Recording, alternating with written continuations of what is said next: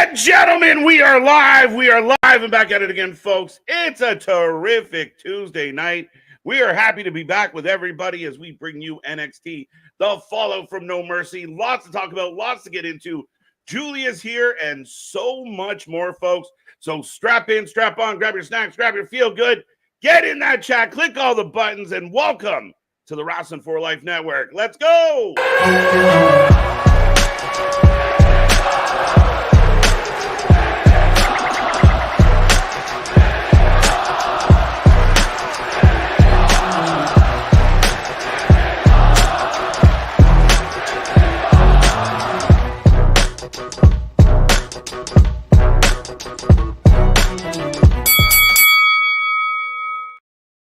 Ding, ding, ding. We are live and back at it again, folks. Like I said, we are the Wrestling for Life Network. This is another live stream as we bring you NXT tonight. It's going to be a fun one. Lots of intrigue, lots to talk about, and lots to get into. So make sure you get in that chat. I hope everyone out there is having a wonderful week. I hope everything's going well. We are about to hit Hump Day, then Friday Junior, then the weekend is upon us. So lots and lots and lots going on here at the channel, here in the wrestling world, and we thank you for making us a part of yours. But it's going to be an interesting night as far as the matchups, the builds, new people coming and going, who's going where, NXT and more. But for the next couple hours, you're going to be with me, Mr. Every Night KJ White, the Iron Man of YouTube, and Mr. Big Nick. Ladies and gentlemen, boys and girls, children of all ages, the Wrestling for Life Network proudly brings to you its YouTube tag stream champions of the world, the Every Night Delight KJ White. I'm Big Nick, and yes, my guys, we're fresh off the heels of No Mercy. And so we've got, PD taking on Trick Williams. What's going to happen with Julia? I've heard the rumors she might take on Chelsea Green tonight. Oh, really? And then perhaps. Is that WrestleVotes put that out on Twitter. So we'll see. But also still we've got Rosemary taking on Tatum Paxley. So we've got the TNA influence. And did you see Jordan Grace post about an open challenge defending the NXT title? I don't know if it's this week or it's next week, but I'm interested. I love, ever since this NXT and a relationship kind of kicked off, Nick, they've done a few. And I think it's smart because even if it is Ash by Elegance or Giselle Shaw, which we will talk about here tonight, but, no matter, even if it's in-house talent that answers the call, there's a few days of who could it be? Who's going to come out? Is it going to be this person? Is it going to be that person? Genius. And I have all marks on them for it. We're seeing this crossover go back and forth. Rosemary's been kind of prominent. A lot of people trying to figure out what's up with Jessica Havoc. But does she somehow get involved? And again, I think the biggest story coming out of, on TNA related, but yes. Julia did arrive at No Mercy. Finally, Nick, one of the most anticipated debuts of any wrestler in a long time in NXT. Yeah, finally. Well, and because you had it teased at WrestleMania or Stand and Deliver, WrestleMania weekend. And then you finally got the payoff at No Mercy Sunday night. And she looked like a badass coming out. Now, granted, I've heard it's going to be her versus Roxanne to start the first episode of NXT on the CW, or at least they'll be on that show. That's where we're going to have that match. So 100%, that's clearly the trajectory we're going with her confronting him. Yeah, I didn't even consider that because I was looking at the schedule as far as their pay-per-views and their special shows and da-da-da-da. Yeah, I kind of overlooked the idea that those first 2 weeks on CW actually opens up an opportunity to kind of treat them like a Great American Bash, right? A 2-week event, one with Punk, one with Randy, extra eyes, Julia. Yeah, that actually makes sense. We don't have to wait a whole lot of time, a couple weeks, and we're into that. So I'm all for it. Let's go. I was thinking it wouldn't be a while, but this is good. Well, and that's, again, we've talked about that. If you're starting on a new network, this is the changing of the seasons, for WWE across the board. So you're going to want to have a good feud, a good probably TV feud too, even with them doing that on CW. And then you build to the match at whatever pay-per-view's coming up, probably some in your house or some shit. Yeah. So it'd be very interesting. It'll be Halloween Havoc. Halloween Havoc, is on the horizon as well. So again, we'll see how it all plays out. People are still wondering what's up with Stephanie. People are still talking about Delta. The amount of names of everybody's shuffling everywhere. It's crazy. Well, and shuffling everywhere Little Petey Pump over there, Pete Dunne, Pete Butch, showing up anywhere and everywhere. He showed up on Monday Night Raw, took out Sheamus with the shillelagh. Now he showed up at No Mercy as well, was pulling Trick out of the match that helped Ethan Page end up winning. Did you see Trick's rap about Pete Dunne, by the way? I had not seen Trick's rap. Man cut a whole video and everything, and my guy, it ain't it. It ain't it. All respect for Trick, coming out there, but he's like, you can't beat me, Petey. You can't see me, Petey. It's very, He didn't even have a head. John Cena's, a better MC than Trick Williams. I'll at least say that. Trick or Top Dollar? Oh, fuck. If we're talking just on the mic, I'll take Top. I'll take pause on that. I'll take AJ Francis. Top, that's new for you. Yeah. I'm normally a power bottom. Ladies and gentlemen, if that is any indication of what kind of show we're going to have here tonight, perfect. Make sure you get in that chat. Make sure you click all the buttons. Give the little reaction button some love as well. Don't forget to click those as the show goes on. It helps our algorithm. It shows YouTube that we're doing good. So make sure you click on all those and be a part of it. We got about 7 minutes to the start of the show. So let's say hello to Kevin. How you doing? Our current predictions champion, Kevin. Welcome back. Rocco, welcome. Eric. Hey, fellas. Rosemary back on NXT facing Tatum. Yes. I wonder if we see Wendy or even Havoc. So we talked about Havoc as well. Could we have an unholy darkness, spooky sleepover? Spooky Trinity. I feel like we already have that. It's with the Unholy Union. The better, so the better version of it. So we're just doing knockoffs of our own factions now. Maybe. Right? We're mixing it into TNA, so it doesn't I like the spooky sleepover society. Let's go. The SSS. Right. No one expects the SSS. Damien, good to see you. Always looking forward to stuff. The leader of the Hopium tribe, Alexis Richards with us. Julia versus Chelsea Green tonight. Listen, if this is true, great first match for Julia. Chelsea Green's a pro, is going to sell the shit out of it. It's going to put Julia over like nothing else. This is genius on their part of like bringing a vet, bringing someone that's going to work this lady. And get the maximum exposure out of her. I think this is fucking excellent. Well, and that's the big question too, is do you have her do a match or have a match, right after No Mercy? Do you have her come out and cut a promo? Like, you have to have her still appear, I would assume. So it's in what capacity? And a match makes sense. And like you said, it's against Chelsea, someone who's going to make her look like $1 million. Yeah. Versus she takes on, Light or Bright, either one. I don't care. She can take on both of them, and then she just stomps them out. Like, that's cool. That's still cool, but just not that impressive. It's not that as engaging, right? Like Chelsea Green has that name value, has that persona. It puts her at a platform, a bit of, you're here and you just beat her. Okay, so you're here. Yeah, and for the people that don't know her that well, because there is a contingent of the fan base who's like, all right, what's this? It gives her a chance to come in. I mean, beating Light or Bright or any one of the other 44 blondes that are in the back. I mean, again, you can call it any way you want to call it, but it doesn't resonate the same way. I think this is great for Julia if that's what they're doing. That's outstanding. Jordan Grace is coming back to NXT very soon. Open challenge of the Women's Championship. Yes, we talked about that. Richard, Michael, how you doing? Definitely sounds like an entertaining night. Every night here on the channel is entertaining. As the wrestling might suck, we never do, ever. Next. I'm saying we just blow. We just blow. Speak for yourself. Tonight's show should be fun. Looking forward to it. Denisha, welcome back. Ronnie's in the house. AJH3, I know who's not showing up tonight. Osmosis Jones. Yes, no, Chris Rock will not be playing Osmosis Jones tonight, but yes, you can say this quickly. Yeah. Odyssey Jones, if what's accused is accurate, he deserves to get released, all that. But yeah, at this point, it's just accusations. It's fucking Alvarez and Meltzer and shit. So yeah, I mean, for those who don't know, the story out there, and nothing has been confirmed from WWE at this time, but the rumor is Odyssey Jones has been fired from the company.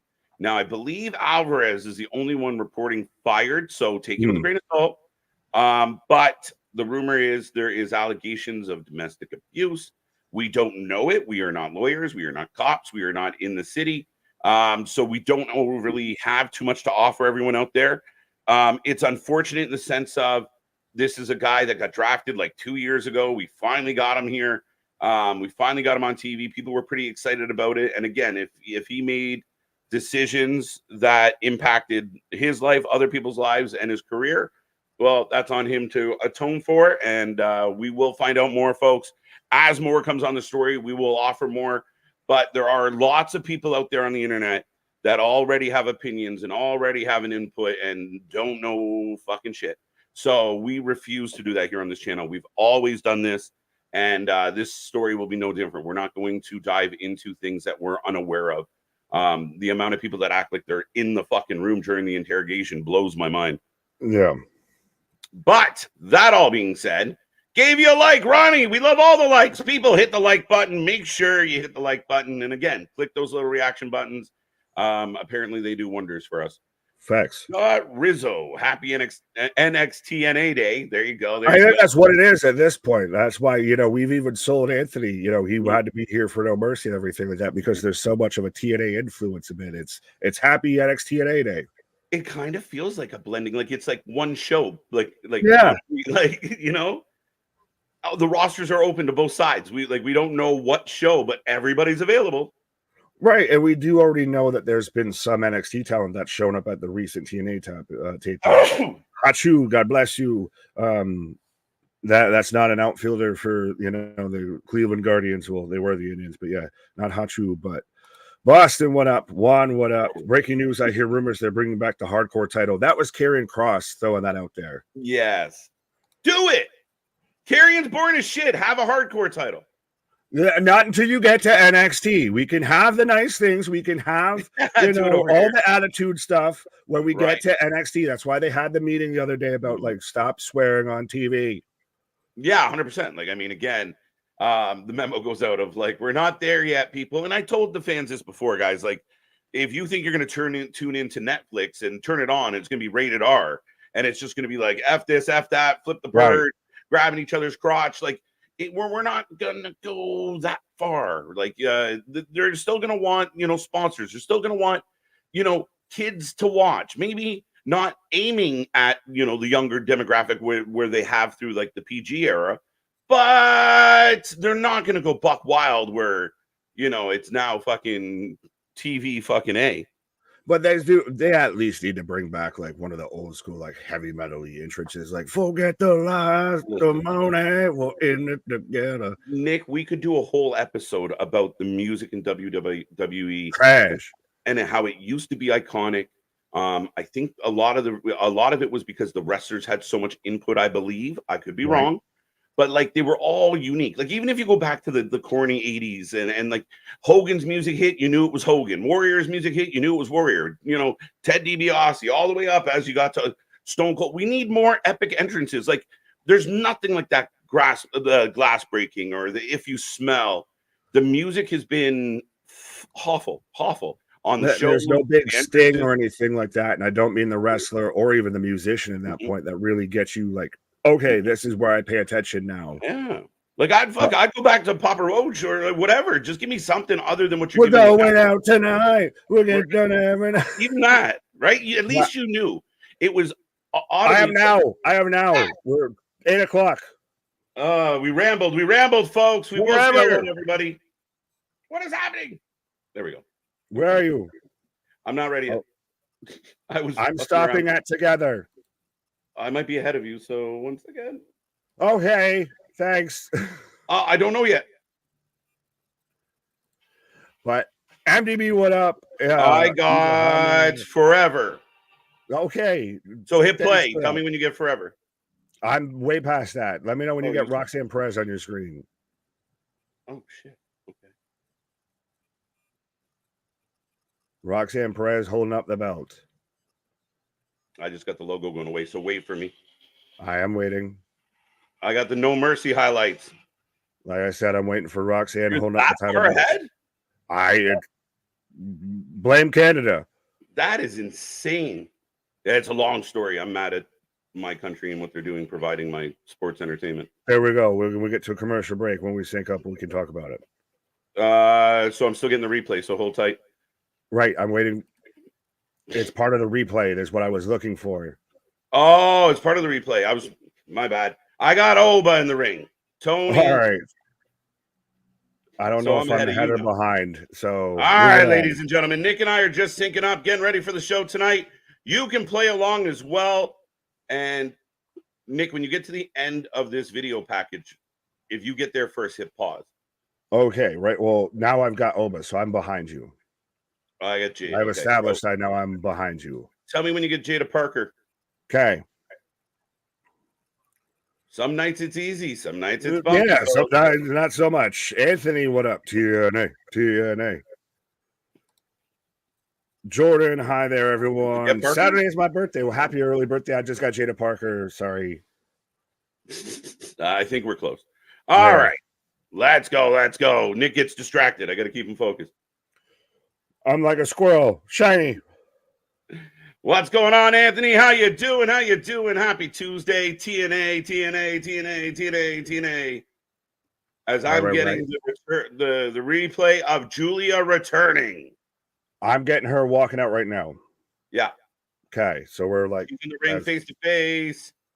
Now the Rascals. Now I got the Rascals. I got Wesley. Okay. There we go. I love when they turn into yapping for life. There you go. It's what we do, folks. We are the wrestling friends you can't find in your real life. So we thank you for being here with us. Bring back bikini contest for the culture. Yeah. Good luck. Yeah. Good luck. Right. Yeah. That ain't even going to fly on Netflix here. I mean, granted, they did have a hot dog eating contest, but that's another thing we can talk about. Right. Ibrahim, how you doing? We call those people virtue signalers. Yeah, no, they're a pain in the ass and they're ruining it for everybody. Listen, you and I talked about this quickly, and we're still getting a long replay package. So I'm going to say this quick. I think often the virtual signal, and I'm not going to say anything groundbreaking here, but they are just as toxic and just as annoying and just as stupid as the people they're mad at. You're both fucked. I feel like you and I have etched this path in the middle of all this. There's this group, that group, and then there's all the cool people hanging out with us, and they can all fight with each other. But if we are the Moses of wrestling, we have parted the Red Sea, folks, of wrestling fans of the IWC. So 100% follow and we shall lead. Yeah, the virtual signaling is fucking brutal. But when you're being a negative asshole with every single video or every single TikTok, I'm like, you know what I think? Holy fuck, you're worse. I'd rather cheer for the people that are in the wrong. Ladies and gentlemen, those are the thoughts and opinions of one KJ. Yeah. It makes you want to join the wrong team because you're like, you're so annoying that I want to fucking fight you, not them. And I should be mad at them. That's my rant for the day, folks. There you go. Boston saying the worst type of people. So Boston's agreeing with you. Yeah, fuck them. Fuck them all. Yeah, so we go to the live audience, folks. There we go. Yeah, we're Crick is opening the show, Nick. Like hiccup, and we're perfect. That. Yeah, because I've got Trick's Titantron on the screen, and he's coming out right now. Whoop that Trick. You got to go watch the music video and everything. No, I got to see it. Yeah. I know MDB was saying it was hilarious and everything, but I don't know if it was meant to be funny or if he was trying to kind of do that, first off, kill bitch, and then click you. It's just interesting because, Joe, right? That's kind of Joe's thing is the music video. So the fact that he tried to do one and it didn't go so well, said the same thing when Top Dollar came out to go after Joe and he did a Joe video and Joe ate him alive for it. Like, don't you dare. It was just he rhymed Petey a lot, and it's still weird for him to keep calling him Petey all day. It feels like you're picking on a child. Right? Petey didn't even have a head, Nick. Whoa. 3, 2, 1, buzz. Say his name and he appears. Oh, Triple H, book it. Let's go. Perhaps, we got all ego. The defending champion, folks. Successful defense at No Mercy. Trick had to count the 1, 2, 3. Not happy about it. Well, and Ethan Page has very much validated them putting the belt on him and everything. Like he's just been the perfect little smarmy heel for everything. He even holds the belt like Cody. No one's called him out for that, for holding it as an actual trophy and everything versus it's a fucking waist belt. Right. Scott's got Dick Wolf. I think there's a pill for that, my guy. Be careful. Right. Well, yeah, there's at least an ointment, I feel. At least an ointment. Right. Yeah, Boston. I like a little Nickelback. Let's go. One of the best bands in history. Good old Canadian Nickelback. Fun fact, the first concert I ever saw live was Nickelback. That's crazy. Back when it was still, when they were playing at a local small town upstate New York college gymnasium with This Is How You Reminds Me was the only song anyone knew. Yeah, which is ironic because the first one I ever went to in a little community center was Creed. See, we were meant to be, my guy. We were meant to find each other. I had a Creed sticker in my room when I was a kid for the longest time because I had no they were doing their local concerts, but I had never heard from them again. Then they blew up when I was like 14. See, again, we were meant to be. Hello, my friend. We'll meet again in a while. It's almost like Nick. Yeah, there's correlation between those two as far as like. Nobody likes them. But also, if you do love them, you fucking love them. There is no fucking love them. Right. Ethan Page here, rocking the no socks. Yes, he's here. It's an interesting interesting decision. Oh, wait a minute, Pete Dunne. Whoa, he ducked him from behind. I guess we're off and running with the opening match, folks. So we're going to start off with Trick and Pete Dunne out the gate here. I thought this could have been closer to the main event or something. Well, we've got the pull apart, so maybe we got to save this for later, folks. Yeah, pull apart. How does Pete Dunne keep showing up in all of these just random ass places? Like no one sees the fucking 5'4" British guy that with a snaggletooth. He is absolutely a menace right now. Like you said, showing up everywhere and just on site. You don't care who it is. But we got Hank and Tank and Gallus in the back who will be in the triple threat for the #1 contendership of the tag titles tonight. Right. That makes me happy. I agree with KJ. Good choice. There you go. Are you talking about Axel on TikTok? I need to know. Private DMs, my guy. Private DMs. Use them. They're there for a reason. He may be part of a collective, but there's a couple people. Axel Rose. There we go. I'm trying to pull. Hey, Jada with Fatal Influence. I'm still getting used to Fatal Influence as a name. It doesn't roll off the tongue quite so well. No, but I mean, they were like, okay, we used to call them Toxic Attraction. Anybody got an option? Fatal Influence. So like, close enough. Let's go. Right. What's another simile for toxic? Fatal. What's another one for attraction? You're an influencer. There we go. We've got it. Fatal Influence. Bob's your uncle. As Trey Miguel and Zachary Wentz coming out right now. Rascals in the house. And Zachary is scheduled to be on TNA to talk about his X Division title win. So that is also happening this week. Trick Williams. He's also out there right now, surprisingly, with an NXT title on WWE television. And again, I know he hasn't ceased to be, unfortunately, yet. But Vince McMahon's already turning in his grave at this shit. Mm-hmm. Did you hear? It was so weird. Like the wrestling world's such a funky place sometimes. Mm-hmm. And do you know what I find super cringe? And we do it occasionally, but we don't do it nearly as much as others do. Is the constant use of the term. I feel like the term IWC has faded over time. I hate it. Like, we here in the IWC. You're like, fuck off. I'm not in that. You're on your own. That's your own. I hate that term. I literally, anyone who's watched this for a minute, I think, and every time I say that term, I literally cringe after I say it. Like, oh, shouldn't have said that. Right. It's just so bad. Like, it's taken this weird fucking twist, which has just gotten really creepy and cringy and just, I'd rather just call myself a wrestling fan. Yeah, fuck them. No, but Yeah, because it was reported like last week that Vince McMahon's health is in decline. And then his lawyer came out like 2 days later and was like, he good. And that was it. That was it. Like, He's so still breathing. He's like 90. Does he ever have a healthy day? Like, I don't. Well, I don't think he's quite that old, but fair enough. But yes, I know. as we are in commercial break right now. Number one, WWE is about to sign 19-year-old Zeta Steel. Interesting. Any intel on that? Do you have any source, Damon, outside of you? Right.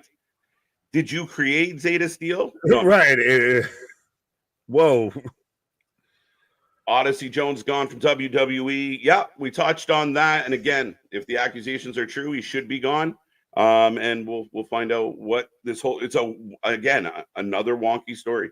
It's still a very fluid situation, but it's still, if the accusations are true, like what a fucking weird waste of talent and everything. Of like it's just so 2 crazy. years to get onto the main roster, finally gets into something big with the New Day, and we think we're going this whole way, and then just gone. Like no mention, no nothing, just you disappear now.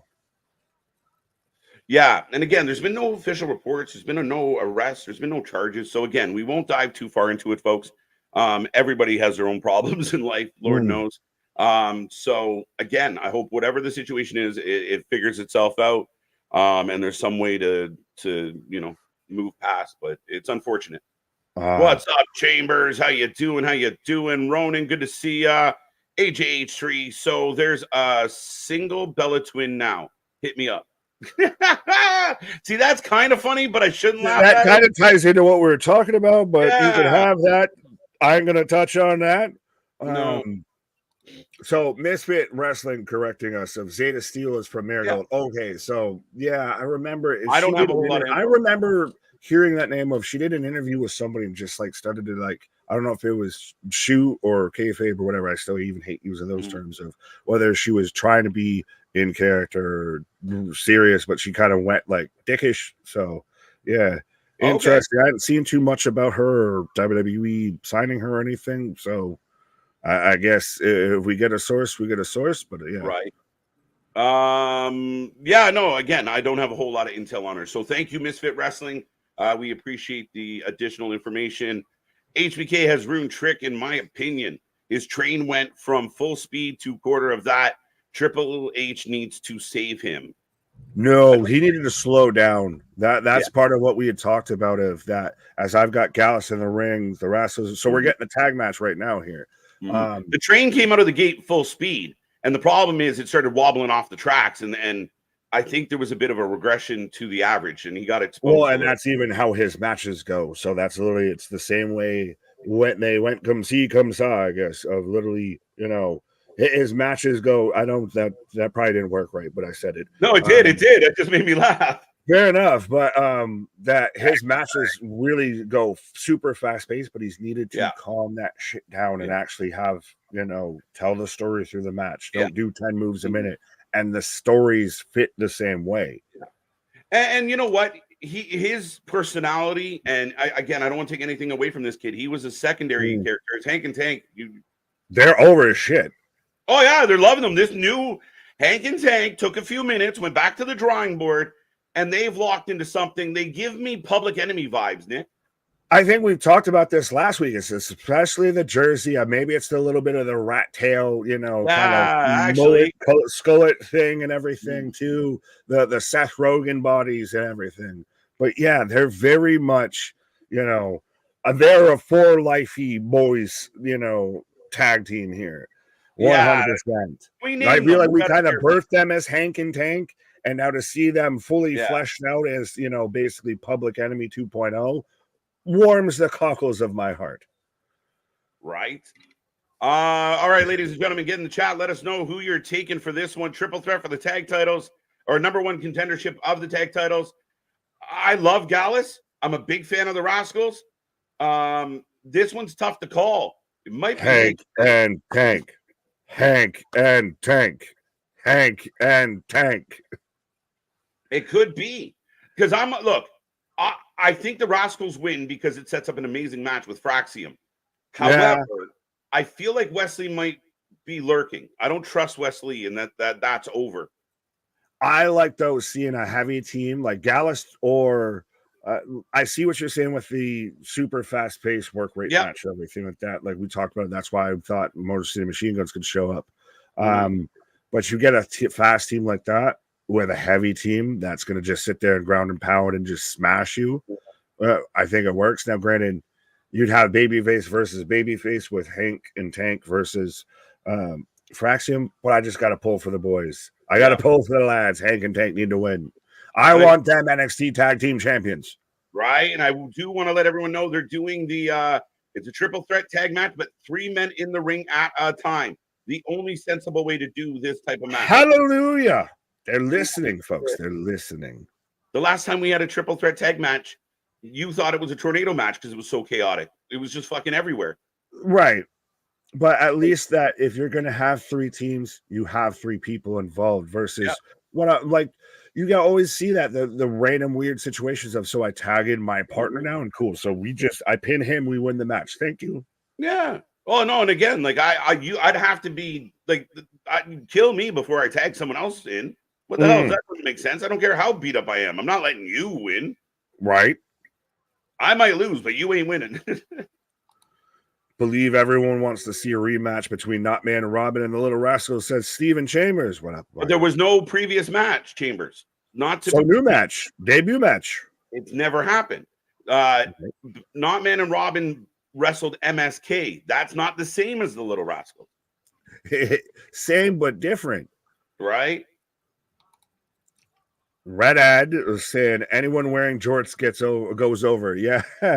It's the jorts. It's all in the jorts. Instead of all in the hips, it's all in the jorts. Yeah, as a jorts fan myself, good job. Right. But I'm such a big fan of Gallus. Gallus is kind of the heel team in the group here. Hank and Tank's got energy, and the Rascals have like I said, a reason to believe that, that's one of those indie matches that everybody wants to see. Right. Well, yeah, 100% Gallus is the heel in this, as Wentz and Trey Miguel with the amazing super tandem tag team offense. Oh yeah, some next level tandem offense, guys. Well, and always the kind of backboard, like you pull the guy up by his chin and then you eat the baseball slide, like that always still that always looks like it's gonna hurt like a motherfucker. Yeah, I don't know how you do that move without potatoing. I don't get it. Right. But Hank just using Miguel as a weapon. Now Hank and Tank crushing the Rascals together and compactors. Right. And stereo. Yo, are you getting a little like picture-in-picture ad? I don't know. Okay. Maybe it's well, because my web browser, for whatever reason, at times with the USA Network, like I can still see all like the pause and fast forward. So like the bottom half of my screen is just black. But yeah, I don't have no picture-in-picture ad. Yeah, I got like a little picture that popped up in the bottom left-hand corner, and it just had a little like ad on it, and then it went away. Yo, why did now we just randomly, right as we got Hank and Tank firing up, the boys are catching momentum. They go to commercial break. No clue where MCMG ended up at this rate. No, but again, I think this is very much the WWE thing. Is everybody buzzing and expecting it? Y'all wait till they stop doing that. When everyone stops talking about where you are, that's when you're going to show up. So, or they just haven't decided, or I have no idea. Okay. Well, speaking of stopping talking about things and everything like that, but by the way, I see Tyvon, I see 316, Dale, the OG, James and KCO, if that is we're in another commercial break. Isn't it funny how everyone stopped talking about the AEW TV deal? Like that's really gotten all quiet on the Western front here, and that's been going on for quite a bit now. Yeah, and I know the online world has been bantering back and forth because Mr. Jim put out the ratings omnibus, and that just incited riot. So Brian Lass and Dave can't help but poke at each other. But yeah, no, I mean, so they're going back and forth. But yeah, I mean, the TV deal front has been, every time it comes up, all we hear is, we're really good friends, we have a great relationship, and everything's going to work out. I mean, again, like, are you getting friend zoned? Like, what is happening, Tony? Yeah, it sounds like a dude that really likes this chick, but the chick doesn't want to date him and then just can't tell him that, like, we're not going to be boyfriend and girlfriend type shit.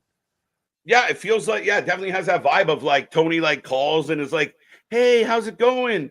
Oh, good. Dear Time Warner, I wrote you, but you still ain't right.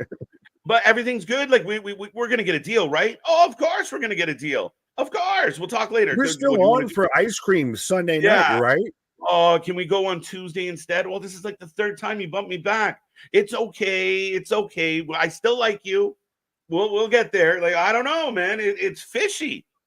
Man's taking her shopping and just still doesn't get that. He's the one only picking up the tab. It's not a date. You're a bank account. Speedy recovery for Kairi Sane. Any official? I didn't see anything today about. I saw she actually got stitches and everything above her eye because. So what I think it was is the spot she went. I think it was she went over the top rope or she did the dive and nobody caught her, so she just ate the shit out of the table. If you watch the replay, Nick, they're Bianca kind of saved her from eating her whole face. Like she could have smashed her jaw, her nose. Bianca just clipped a bit of her. She overshot it huge, but as she goes by, Bianca just kind of hinders the momentum. But she caught like the part of her eyebrow on the edge of the table. Instantly fucking exploded. Like that bone, you know what it's like when that part gets hit. The bone just separates the skin, and that's. But there was a picture of her in the ring when they confronted Jade and Belair, and her whole eye is red, blood red. Oh yeah, it's just getting dripping down everything, 100%. And good. She's a fucking badass, by the way, with that. But I was concerned that she really hurt her eye. Like eye injuries are so fucked, right? Oh so I was actually worried for the young girl that she had fucked up her eyeball. No, I saw it, and it's like right above like her eyelid and everything is all stitches and all that. Well, and I feel like this may or may not have been the first or last time we've talked about some like that, to where, somebody does a spot like that and happens to be wrestling Jade and Bianca and just doesn't exactly, they miss the fly ball. They misread it. It gets lost in the sun. All of that. And again, I've watched it a bunch of times because I really was. It sounds weird, but I was actually really concerned about this, about Kairi's. Because you couldn't tell where she was busted from, but you just knew it was fucked. Yeah, like that one picture, like in my head, the idea, and especially because I've had, some eye issues and shit, but the idea that she burst her eye on that table freaked me the fuck out as Tank pops in. Right. Is it amazing that that's the moment that gets us concerned? Not like, when they had Seth Rollins, like putting Ray's eye up against the ring steps or anything. No, that's a golf ball with ketchup on it. Yeah, we can go with that all day long. Hook had Hook wrestled the match for 8 minutes for no reason with a blindfold. Why? I don't get it. Right. Oh, down he goes. One, two. Wow, Zachary stomping, getting the tag to Trey. By the way, hell of a fucking match. Yes, I know we've been talkative about other things, but yeah. Dude, it's like we missed each other. We haven't not been on. I know. It's weird. It's weird like that sometimes. We were late play because we were shooting the shit. We were late doing our intro for the shit. We're bad at this. Chris, what up? Oh, sorry. No, I was reading the comment that was on screen. KJ and Nick have eye issues. It's called astigmatism. Jada Parker will be here later for an astigmatism. I do have astigmatism, but the vitamins helping out. But it's funny though. We've literally been at this every day, and we're just now like, have you heard about this? Have you talked about this? Oh, Jesus Christ. Wrestling is about. Oh, wait. Hey, Javon, going after Joe Coffey. Hey, but hang it, dang, let's go. Oh, no. Oh, the Good Brothers. Pitch made. Yo, Dallas. Yeah, come on. Rascal's going up top. Going to steal it. Oh, they're going to pin. That was a really cool visual. Meteora! Swanton. Take it! 1, 2, 3. You call. Man, they accomplished so much shit in that match. Big win for the Rascals. I like it. But you set up Javon and Coffey. You set up the Good Brothers against Hank and Tank, and the Rascals get the W. Is NXT the best tag division in wrestling right now, somehow, some way? The most exciting tag. Like, there's more interesting tag teams. Like Hank and Tank. We're cheering for Hank and Tank. Fraxium has grown on us. I like the Good Brothers, even though they're there just to kind of put teams over. Right. And again, I think Out the Mud needs to go back to the drawing board, not be, forget about the mud and move on. But yeah, I mean, their tag team division's funny. Yeah, as you just have the Good Brothers out there. Yeah, thanks. You came to me, motherfucker. How the fuck do you show up to this channel and say you're annoying? I don't get it.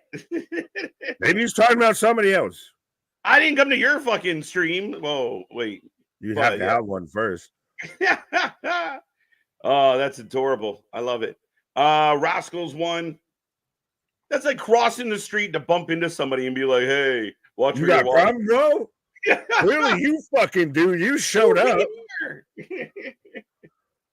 You saw the thumbnail. You know what we do. Misfits instantly. All right, you get a star of having our back of people who play COD or annoying. I like. No, we're always an open mind. But if you're gonna play fuck around, you're gonna find out. Hard. As Rascals in the back talking to Fraxium. Oh, so see, yeah, not you, a person in the chat. Well, clarify. Context is king, motherfucker, around here. Well, either that or man just quickly course corrected. Could be column A, could be column B. And in the chat, keep the gloves above the waist, folks, or else we like we just no did. Touchy feelies. So, Andrews, we take it back. Enjoy your Call of Duty. Thank you for being here. What's your kill streak? What's your KOD? Kill streak, guy. Yeah.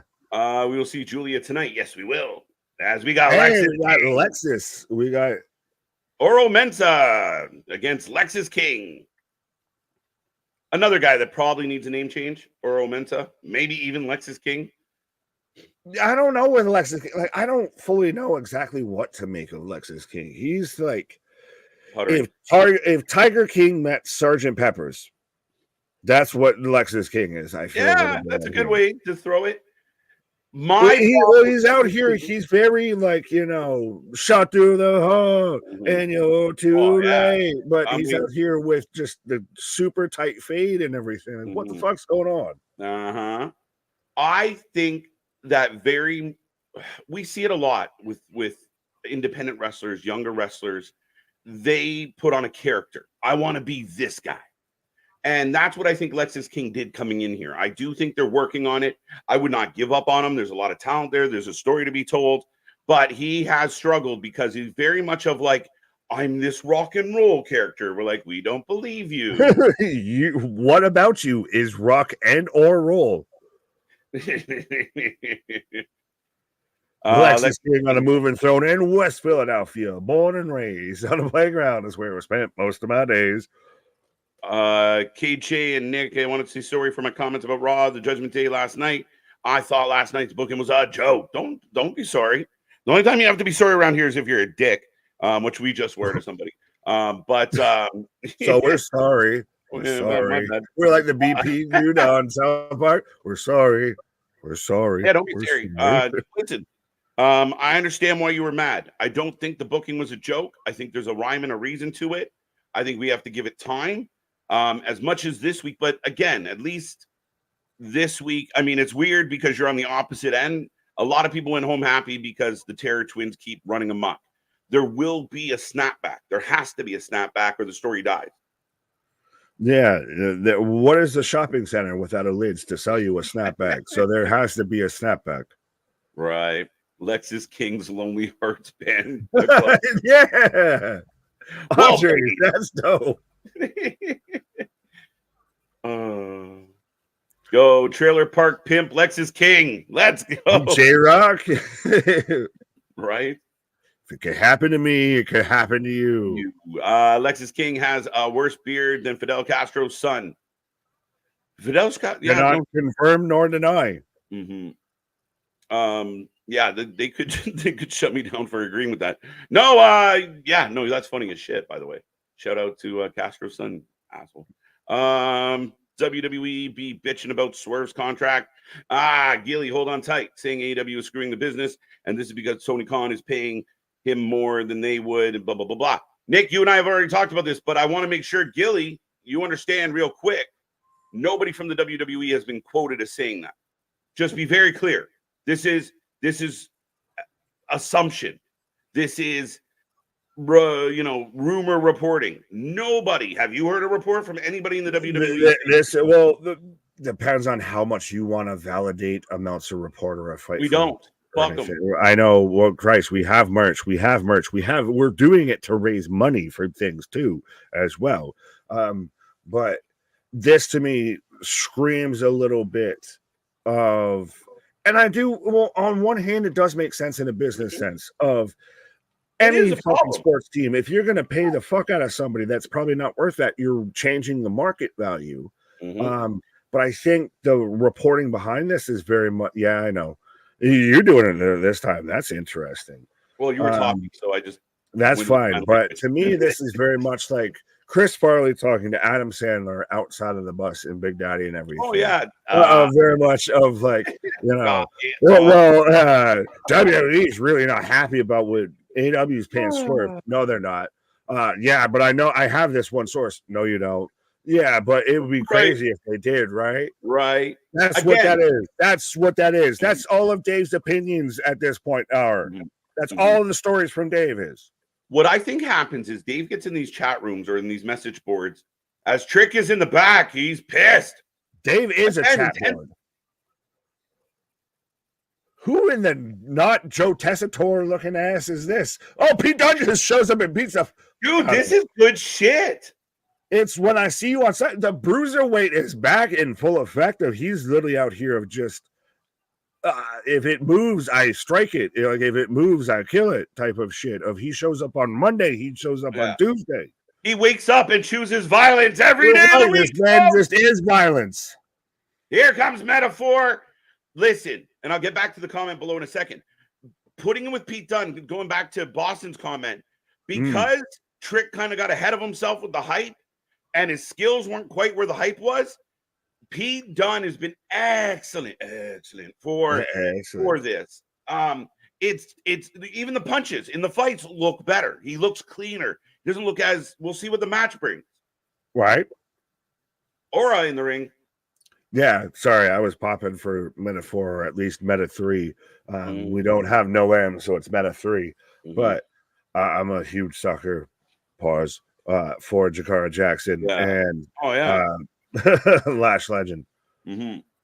But with the whole the Swerve contract thing of it makes sense of them to have an issue, I guess, business wise, but I haven't seen anyone say anything, and that's the thing is one company doesn't say anything about anything and the other says everything about anything.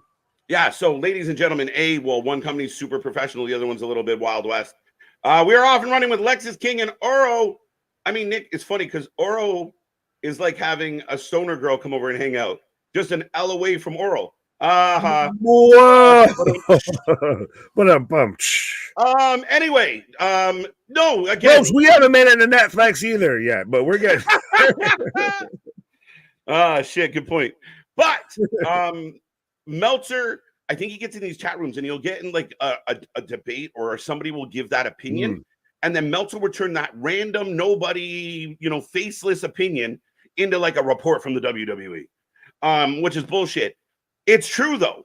If you're going to inflate everything, you're going to WCW this. You're going to buy yourself out before too long. You're going to have a whole lot of overpaid wrestlers that don't wrestle, that have creative control. Okay, now we need Sasha to do a job for Jamie Hayter. Oh, that doesn't work for me, brother. You got problems. Oh, by the way, that's funny. But yeah, no, Tony Khan is making a mistake, and the WWE is going to let him do it. Because if you're going to pay Swerve Strickland $5 million, they'll go get 2 Swerve Stricklands for half that price. I have no issue with any wrestlers getting paid. None. At all, 100%. To me, as Mensah onto with a the back body floor. drop on Lexis. And did he flip the double birds? He gave him the old British. Yeah. Well, I like this Underkill. note from Lady B of Lexis King as Fozzie's triangle player. I need more cowbell. I have a yearning for more cowbell. You know what? Lady B isn't the chattiest of people in the chat, but when she jumps in, she makes it haymaker, count. my guy. She's the fucking Evander Holyfield. I'm not gonna throw a lot of punches, but when I do, they're gonna fucking matter. She gets up to the plate like Baby Ruthie. Let's go. Right. She's fucking Barry Bonds of the chef. I'm either hitting out of the park or I'm striking out. Pick one. I'm gonna sit down again. All right. Think Joe Hendry? Oh, go. No, the last thing I was going to say, because no one's opposed to wrestlers getting paid. Everyone's in favor of that. I just don't think the companies, like, they're going to let them just do what they do. Like, you want to pay that for him? Go. Yeah. It's NFL teams. Do you think, like, there would be reports of, like, the Buffalo Bills are fucking so mad at Sorry, Lexis just pushing Oro to the floor. Rude. Oro down. Oh, he just was really selling the shit out of it, like his head in his eyes. So I'm like, did he just fuck himself up again? Another eye injury? Jesus. Jesus. But yeah, you don't have like the Houston Texans really mad because they were going to pay the shit for Stephon Diggs versus the Buffalo Bills or whatever. You do. Teams are going to let teams do what they do. And if you fuck yourself into a corner, you fuck yourself into a corner. Yeah, and we see it all the time. Like, look, I'm a Maple Leafs fan. I'm going through it right now. We're trying to figure out how to pay 4 people all the money and still have a good team. It becomes impossible. But the WWE has no problem with Sasha. Here's what we're willing to pay you. If a money mark out there wants to roll out the bank, fine. Same thing with Ricochet. Like, Tony gave Ricochet more money than WWE was willing to, and he has a better opportunity with AEW. Edge, same idea. Here's your offer. You can be on a part-timer schedule. Here's what we'll pay you. Tony comes in with a big offer. Tony can have them. But they're getting their hands on people that the WWE doesn't necessarily want. Not that they couldn't use Swerve, but there's 6, 7, 8, 9, 10 people they're going to pay more than Swerve in the WWE. Well, it's not even fully that of, well, if I pay you that, then I pay this person that, what have you. And it's team building, it's roster building, it's being a fucking GM of any company or any team or roster or anything like that. As Oris just wailing away on Lexis King here. Wrestling the best ever, Mac be killing. Yeah, well, we've said it before here. That's why we do anything and everything when it comes to wrestling, because thy cup runneth over. He's going to get himself. Oh, no. Oh, feet on the ropes. Yeah, see, like that spot Last, you were right there. You literally did this with arms wide open. You could have just, like, shoved something. With arms wide open. No, but even Lexis struggled to get his feet on the ropes. Like, the ref was already at 2. Now Oro chasing him down, and we got another fight in the back. This is always the fine line and the fine print when it comes to NXT of it's still developmental while being a third brand. So it runs that weird dichotomy. Good. There you go. Now you've completely come back to my you have fully redeemed yourself now, sir. As I've got Oba confronting what's left of the family backstage. This show is just like this tonight. Like instantly, like match ending. On to the next one. On to the next one. I'll say this. Does it have a dynamite-y feel of it's just literally on to the next? You fuck off. Like, we're on to the next thing.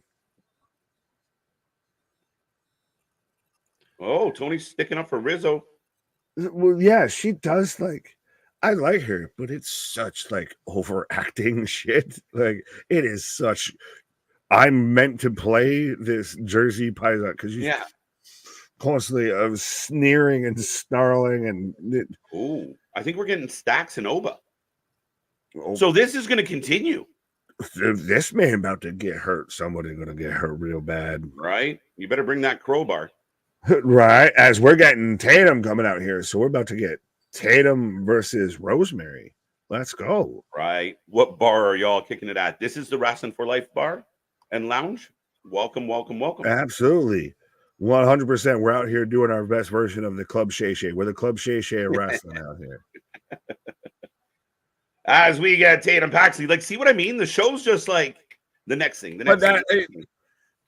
Is it at a good clip, or is it at times, like I said, when I mentioned of Dynamite, of at times you can have it to where it moves too fast. You're not letting anything really settle in. Like we saw it, like old school TNA did that terribly. Of like you'd have somebody that like they're celebrating their win, and it cuts to something backstage. So you don't let anything really sink in.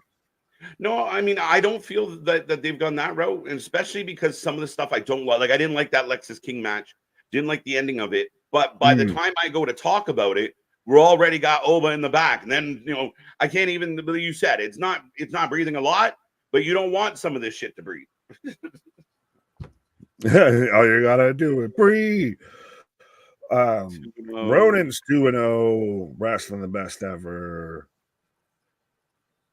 NXT, the new and another ECW. There's been a lot of talk about ECW getting reprised on Netflix. That, here, Paul.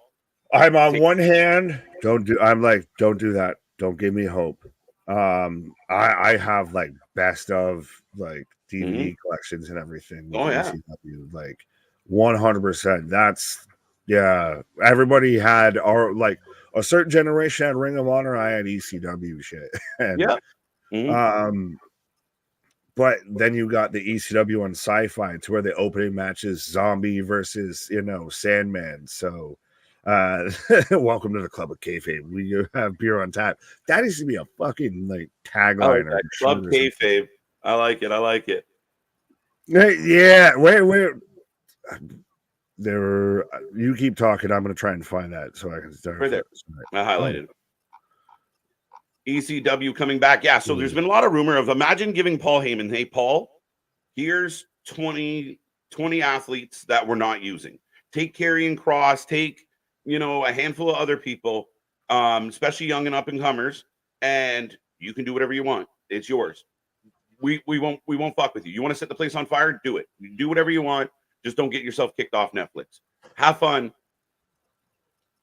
I have a question and an idea and all in the same of do we need to still always rehash and reuse ECWs, the WCWs, what have yous, or do we do like I want like even the movie industry and everything that the entertainment industry as a whole create the next version of that, create the next thing that becomes that. Like create the next thing that becomes an ECW, have you, of make your own version of it. Let Triple H run wild with it. Let him be his wild west, his little playground. Here you've got TKO money. Go ahead and see what you can fucking make work with this shit. And if it goes, it goes. And if it fails, it fails. Because probably most of the shit that's going to get sat there anyways was failing already. Yeah, everything's so formulated nowadays. And we see it. There's a complete lack of creativity.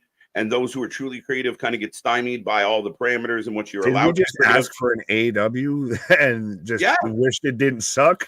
Right? But yeah, I mean, again, that would be another thing that if you're an AEW fan and you show up to like a Ring of Honor ECW style show where it's gritty and grimy and that might dip even more into that fan base AEW. It's not good news. But that's the thing is it's funny that I instantly thought to AEW because you have the potential to do that. And that's what they were. And then they've somehow gone so far from that they've mutated into what they were against, honestly. Because they came out of the gate so hot. And a lot of times, especially when you're new, you start believing in your own hype. You burn out like ECW. It took like 3 years or so. That's it. Right. So that's the thing is, Tony starts to believe that, everything we do is great. And then when you're tested, we really find out what you're about. Okay, now the honeymoon's over. What do you got? What do you really got? Right? Joey Gallus throwing a fit backstage as we've got the quarter-pound catch crew there walking through. Charlie Dempsey out there looking like, Timothy Chalamet's stunt double there for Wonka. Gallus is pissed. They never win. Are they the ones that need to move up to the main roster to actually maybe then you add some solidity to a tag division? Oh, okay. I'm saying this all due respectfully. Does Ren Sinclair kind of have the face like you expect her to be like a puppet? Like she has that like over exaggerated jaw, the super big eyes and everything. You expect someone's hand to be up her ass, working her and everything. Pause on all of this. There's a lot to unpack with. There's a lot to unpack on that, and I think that's when you get the Maddie puppet too. There's a lot to unpack with that as well. Right. Yeah. No, I mean, I don't know. She just reminds me. So like the minute I see her, I'm like, whatever comes out of her mouth is not going to be entertaining. So she's got a jawline like a fucking kicking tee. Oh, Rosemary as Roxanne coming into the ring or into the arena earlier. Aces and eights coming back to TNA. Oh my god! I don't know about that. Oh well, and then Andre sent a super chat. Did we get it? I don't know. There it is. Yes. Sorry for the confusion tonight, Big Joe Hendry fan. So, is a Canadian night, much like you, as we passed triple digits, by the way. So, again, hey, we can keep this going. As we got Rosemary with Spooky Dookie Chew. You took something. I like it. I told you. Just took a dookie on it. The Spooky Sleepover Society. Blah! See, WWE. We can name some shit for you. Yeah, we want gimmick infringements. Yeah, but still, Rosemary's what got me like kind of back, like honestly, into TNA, if I'm being honest. But now she's out here with Spooky Dookie Chew, and we're playing with the doll and everything. It's like bring your kid to work day type shit. You're out here just because. Why? You're supposed to be. Because who gives a fuck about Wendy Chu? You got Paxley, you got Wendy, you have Rosemary. They're all doing the same thing. Why is Wendy's gimmick shit compared to the other two? They're all because she's sleepy spooky. But I just write regular spooky. He's a nightmare. That gimmick's a nightmare, motherfucker. But she doesn't. Again, she got rid of like the falling asleep in the ring. She got rid of the things. All she did was literally just put some spooky makeup on and come out to a black light, and that's the only difference to her fucking gimmick. That's not true at all. She changed up her completely in-ring style. She's not doing the gimmicky shit. When she gets in the ring, she goes. And again, I don't see a huge difference between Wendy or Paxley or Rosemary or Havoc or they're all just doing the creepy. I disagree, but we've got Paxley versus Rosemary right now. So, folks, let us know here. Taking of. I'm getting more and more behind Tatum Paxley. She's good. Well, it's been so interesting because to think that she was the one in the diamond mine that's out there with the Rip Hamilton mask and everything, and has gone from there to where she is here. Right. Like, she's really redone herself and managed to pull herself, up by her own goddamn bootstrap. Rosemary hanging up Tatum on the bottom row. But the friendship between True and Rosemary is good. It helps me. It's not. It helps you get over. I'm a fan of it, like you were of Sting showing up at All In. I could fucking give a rat's ass about it. Wendy Chu made NXT. There you go, Mac. No, she didn't. She slept on NXT.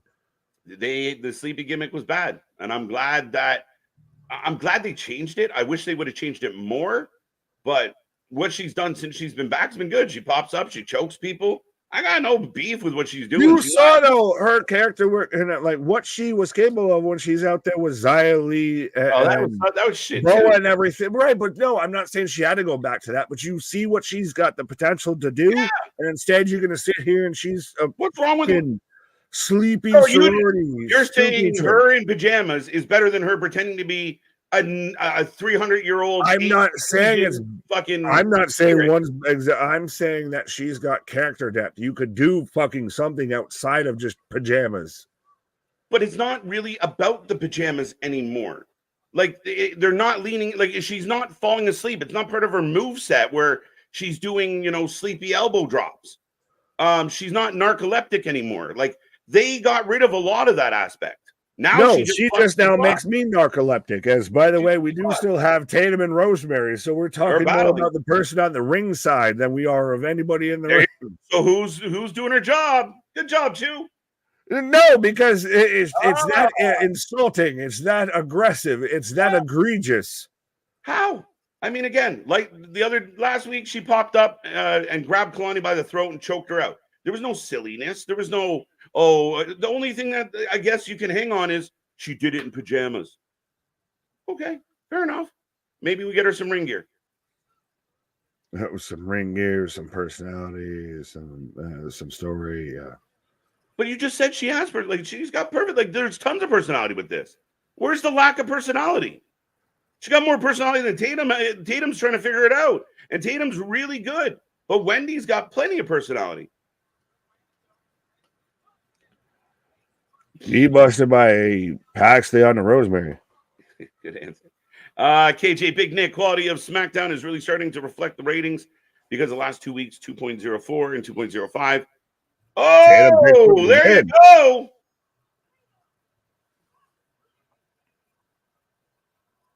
Yeah.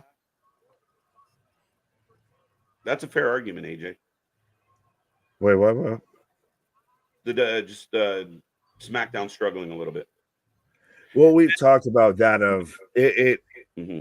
Its anchor has really kind of left the show, so now it's really trying to find its rudder again. Yeah, I don't fully agree with that. And again, I'm not going to really get into it too far. As Wendy Chu shows up, chokes out Tatum. Again, nothing silly. No, rolls through, gets tossed, and she eats the spear from Rosemary. You're only a fan of Wendy Chu because she uses the $1 Million Dream. What's silly about what she's doing right now? She's not a lot. What? Tell me what one thing you see. Other than the makeup, the attire, Boston, one thing. Pajamas are going on the list. 100%. Pajamas, all that. As Tatum out here defending her lover. Hey!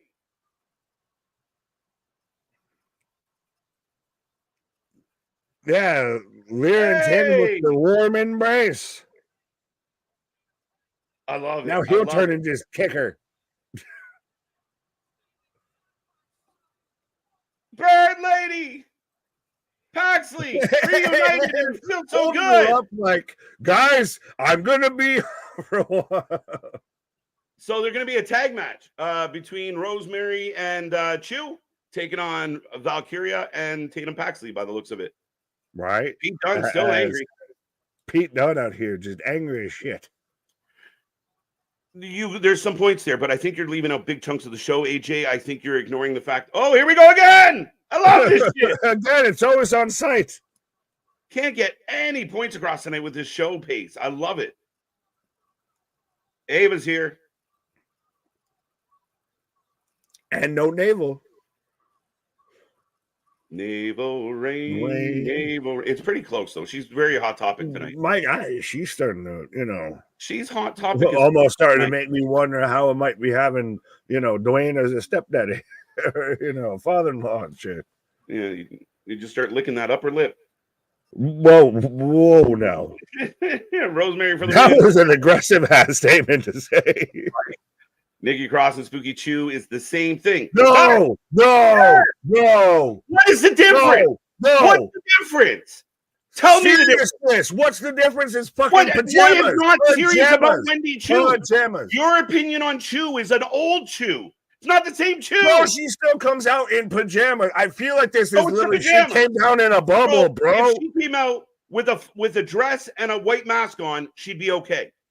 Because that's Nikki Cross. Identical, other than Yes, pajamas. honestly, So I would like pajamas that are on because the it would be different than this sleepy bullshit. But I she's not honestly would doing be any fine with sleepy that. Like that's bullshit. the thing is, you think that that's a What corner in sleepy me? No, I'm bullshit is fine she with that. doing? What The sleepy pajama bullshit. It's Because just she's wearing the pajamas. the only spooky shit that she's We've done. established that it's just the pajamas. Because everything she did tonight, none of it was silly. Not one bit of that was silly. Nothing she did was silly. Right? It's no different. It's Nikki. And she literally just looks like if you were going to a haunted house or a Halloween party at a sorority. But that's silly. But that's not silly. Nikki Cross in a white dress and a mask doesn't do the same thing, or fucking Tatum Paxley. You're gonna sit there. Okay, so you're gonna open up the whole Wyatt Six to this? Oh, I'm just saying, like, what did she do tonight? You're gonna sacrifice the Wyatt Six to defend Wendy Chu. I'm just saying, it's the same. It's a spooky gimmick, and she's not doing the silly stuff that you're accusing her of. Your issue is she wears pajamas. That's it. That's it. If we could get her out of pajamas, we're good. Pause. Yeah, fair enough. The upper lip. Big Nick and KJ, you guys seen the Twitter between Liv and Dom and Rhea? Bits and pieces. Yeah, again, they've been excellent on social media. So let's go. Fair enough.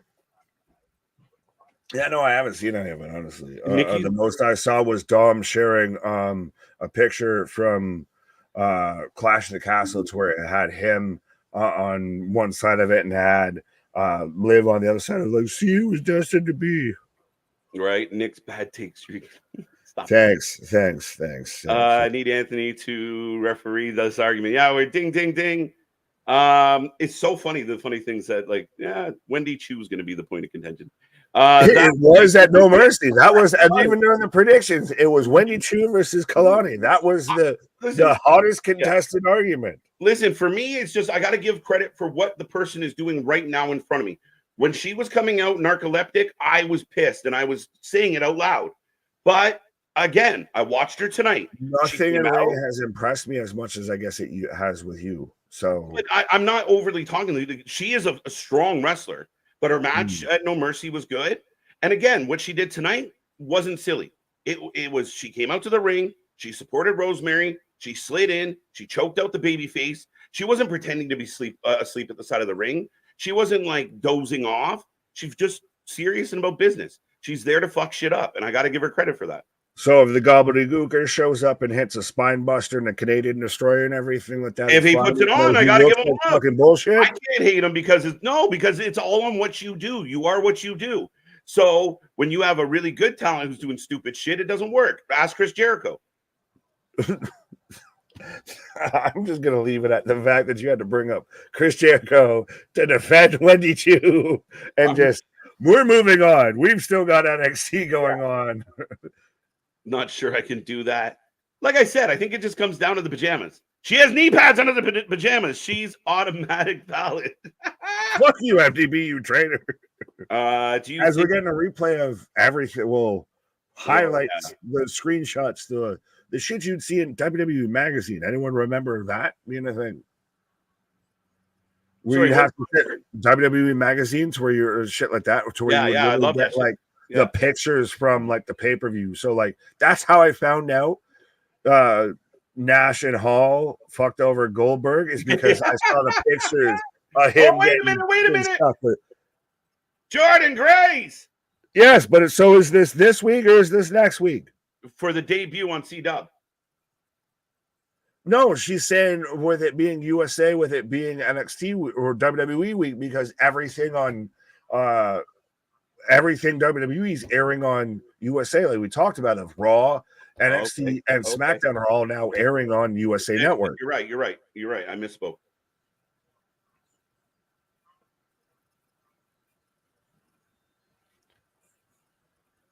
Ooh, maybe that's a time for Stephanie to step up.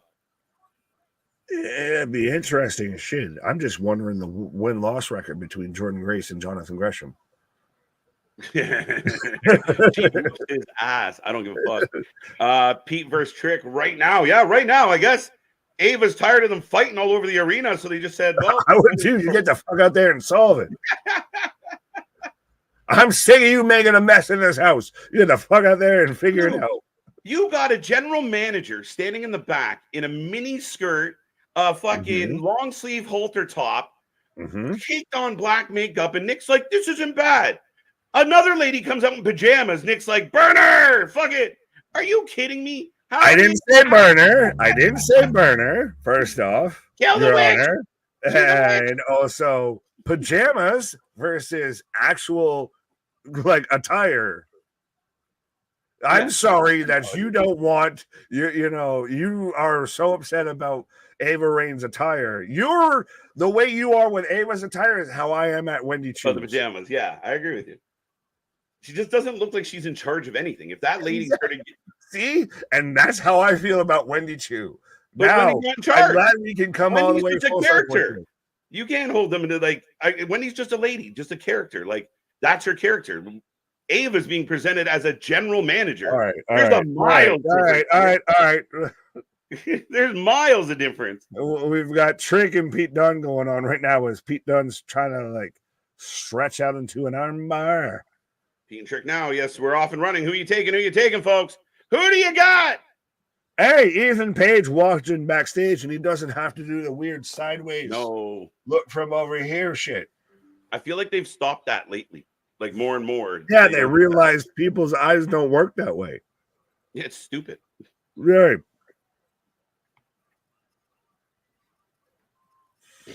Oh, okay. I'm apparently too busy singing. You can answer that. I'll keep on singing. Singing in the rain. Can't wait to watch Cake versus Cake, Parker versus Jasmine. Damien, you're a simple man, my guy. And I mean that in a positive way. Yeah, he's like Buddy the cake chef there, the cake boss. I love Wendy, but prefer Mei Ying. Yeah, turn her back into a 200-year-old entity. Watching her is going to make me a 200-year-old entity. So, Miss Parker versus Nyx is definitely a main event. No, I think it might be Julia in the main event spot tonight. If we get Julia.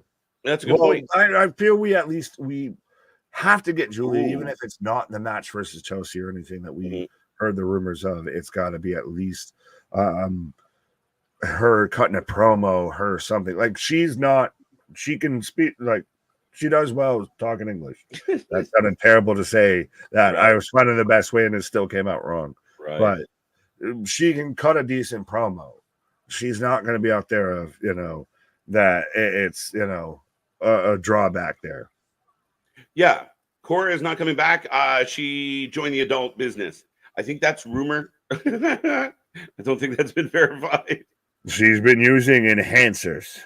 Yelly, you're correct. And yeah, that's why she has her job. And that's why she can show up like she just came from a fucking... No one said you were wrong.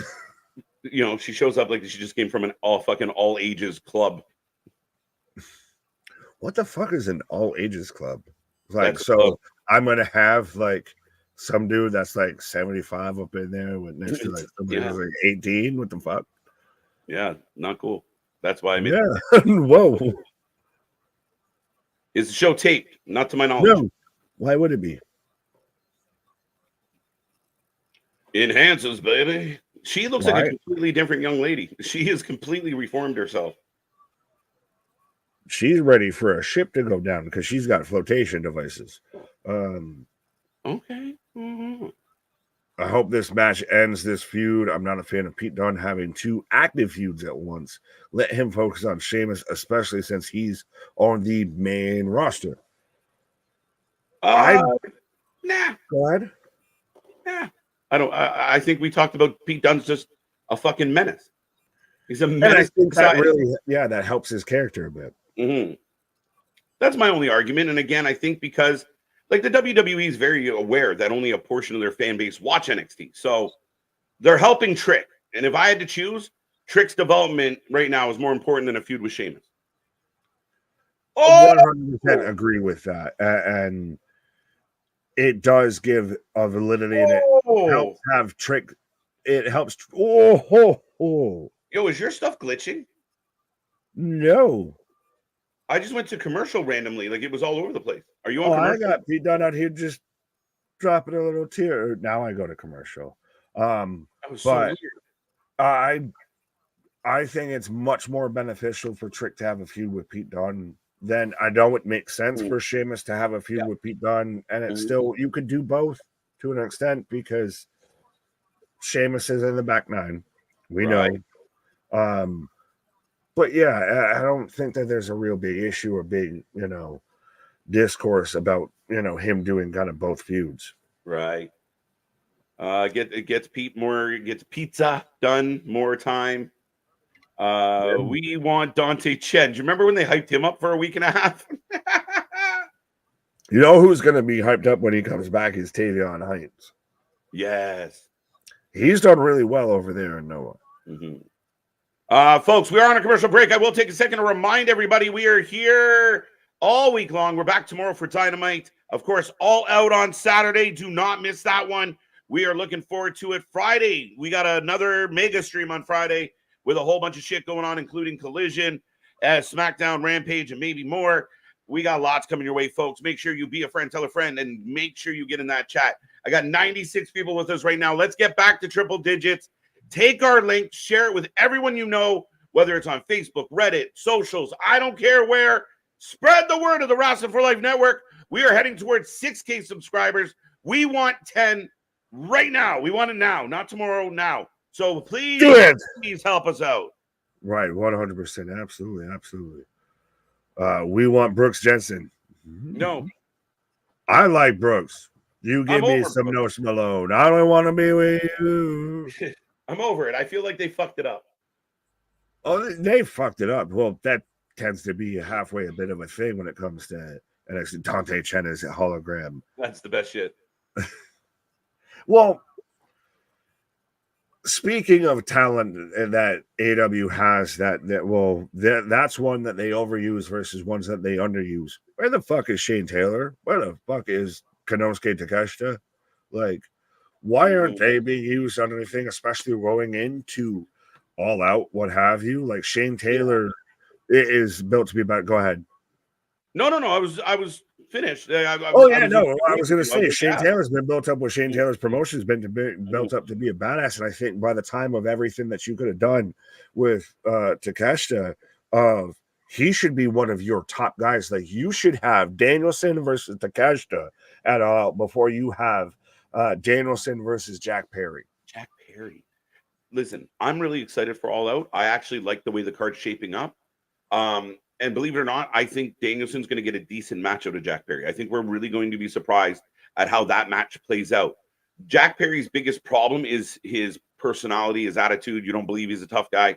But I think when the bell goes, I think Danielson's going to drag him through a really good match. I hate the decision that it doesn't make any sense. You and I thought that Darby wasn't going to win because they wouldn't put title against title. Why is there nothing compelling for the TNT title right now? Why is nobody trying to go against this anti-AEW elite? Who are the elite beefing with right now? What are they? Nothing. It died. It's gone. It go away. Yeah, no, it doesn't make any sense to me. But I think overall, I think there's I saw a graphic today, Nick, to what you were saying as we come back from commercial break, and it was like the most appearances on Dynamite in 2024, and it was a list of like the top 10. You know, Jericho's there, fucking Hook's there, Orange Cassidy at the top of the list. And I just looking at this list thinking, you have so much fucking talent on this show. And listen, this is as an AEW fan. If you're an AEW fan, you should feel the way I feel. And I'm not telling you to, drink the Kool-Aid, but you have to realize that list of people being utilized is not nearly as good as the list of people not being utilized. The fact that Jericho's in the top 10 in 2024 is fucking embarrassing. And a guy like Takeshita doesn't make the list. Are you fucking kidding me? Use the good people. Well, and it's one of those when you have such a deep talent roster and you have a pay-per-view back-to-back, and a lot of these matches now feel like rehashes. This feels more like a blow-off than anything. Like, you said you were excited about this card. I'm gonna be honest. To me, this card screams predictable to me. This screams, we'll maybe get a good match or two. That'll be fun to watch, but I'm not expecting any surprises or anything like that. Meanwhile, you could literally flip over everything and still have a caliber enough roster that features no one that was at All In. That's still pay-per-view caliber, but you choose not to. Yeah. And again, last year I felt that All Out was better than All In. And Samoa Joe was a big reason for that. We'll see what this does. Osprey Pac is going to cook. MJF Garcia, I don't fucking know. But they've done nothing. This has been the biggest thing that you've especially talked about with AEW, especially because you're every Wednesday.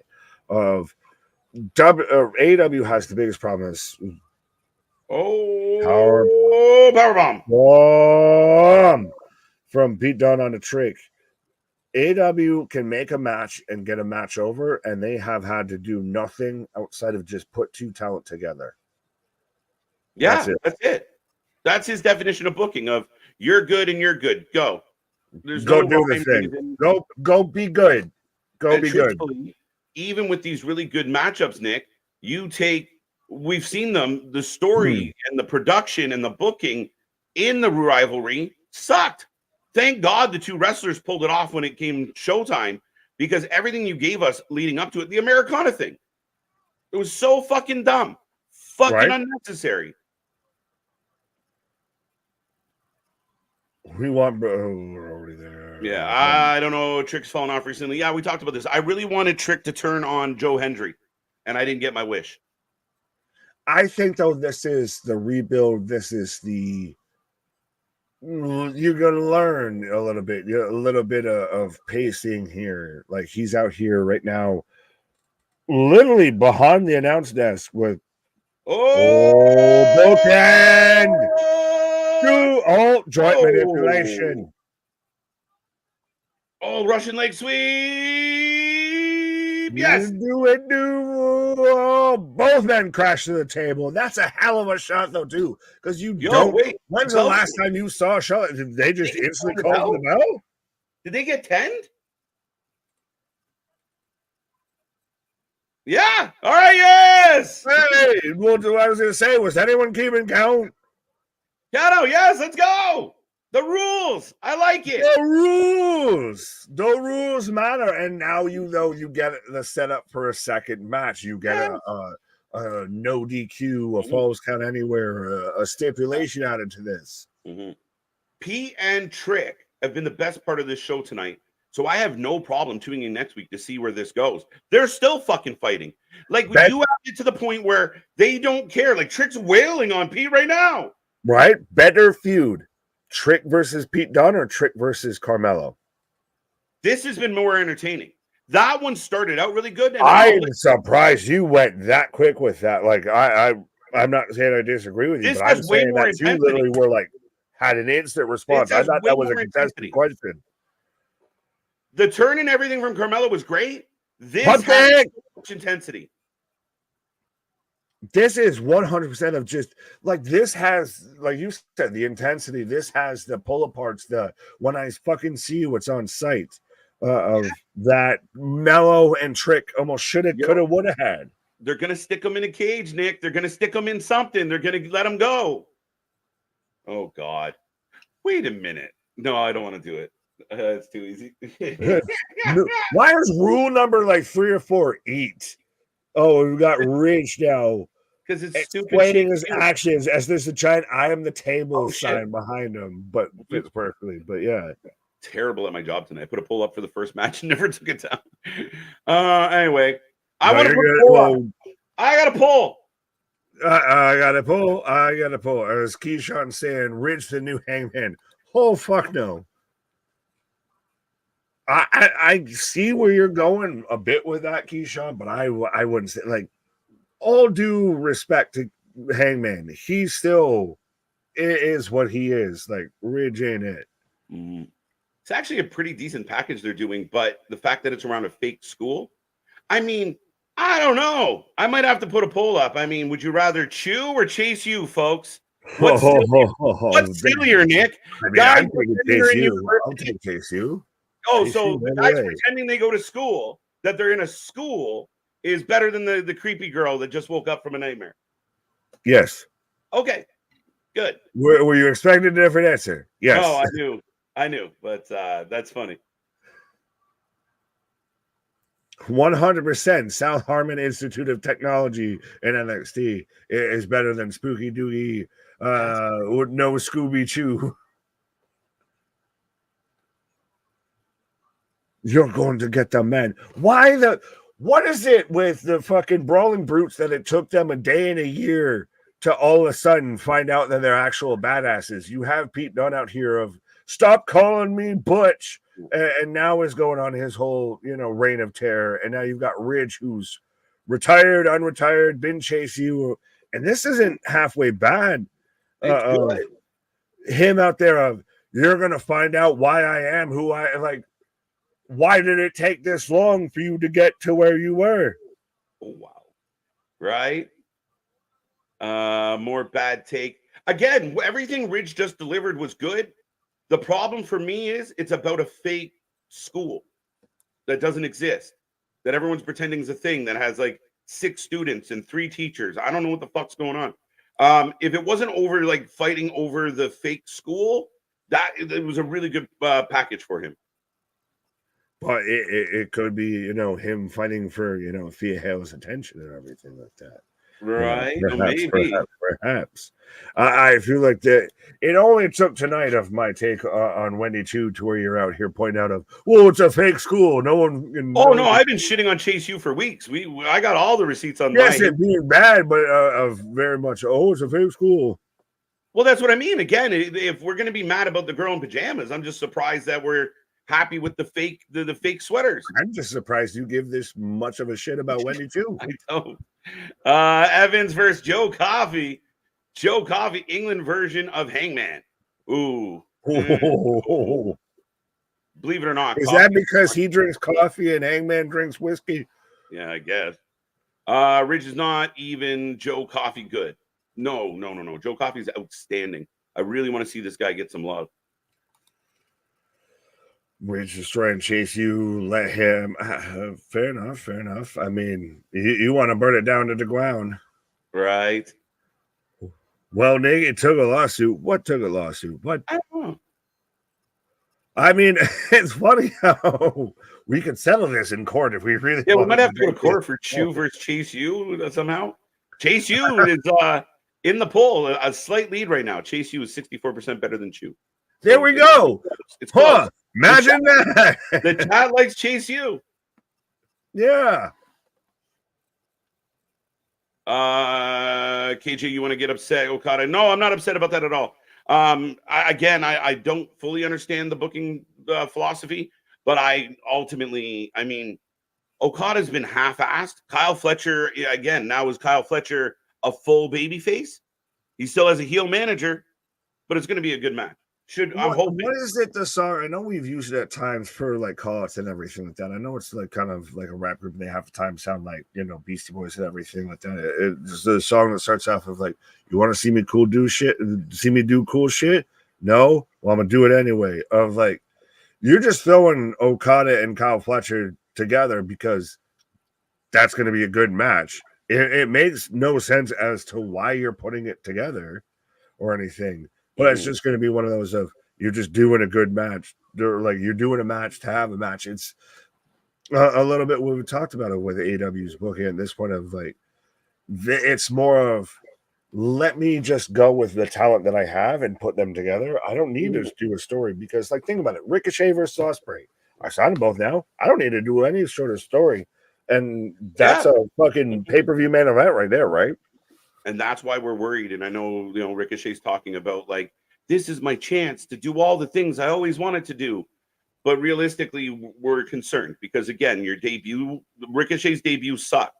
It was god awful. It was bad. It suck until the finish. Like to me, him going out and everything like that was cool. Fine. Mm-hmm. And then it's just you got the finish, and then it made everything a mute point. Oh yeah, it fumbled but he wasn't highlighted. You just signed this big deal of a star, and he like other than the entrance and oh my god, Ricochet's here. He came out, did his few moves, and if he was, look, even if he was there at the end, he was one of the last guys to kind of, Luchasaurus walks out and, if he was more prominent, but his debut on AEW sucked. The match he had on Wednesday wasn't outstanding. It was good. Right. Oh, Spears with, Post Malone, Nose Malone out there. Yeah. Tegan is injured. With what's his name there, who was just in the match with Adonis there last week, back there, going through his research papers. Oh yeah, the smart guy. the smart guy. Point ahead, look smart. Yeah, the only thing I've said about this, Art King, and Nick and I have talked about it at length, is that has always been the tribalist viewpoint of AEW is, not good stories, but really good matches. The problem, I think, as a fan, is the quality of the matches has declined. So, you get, MJF Ospreay, 10 stars, great. But then you get Jericho Hook. It's not all good matches. You get fucking, we're getting Nyla Rose versus fucking, Mariah May tomorrow. It's not going to be a good match. Right.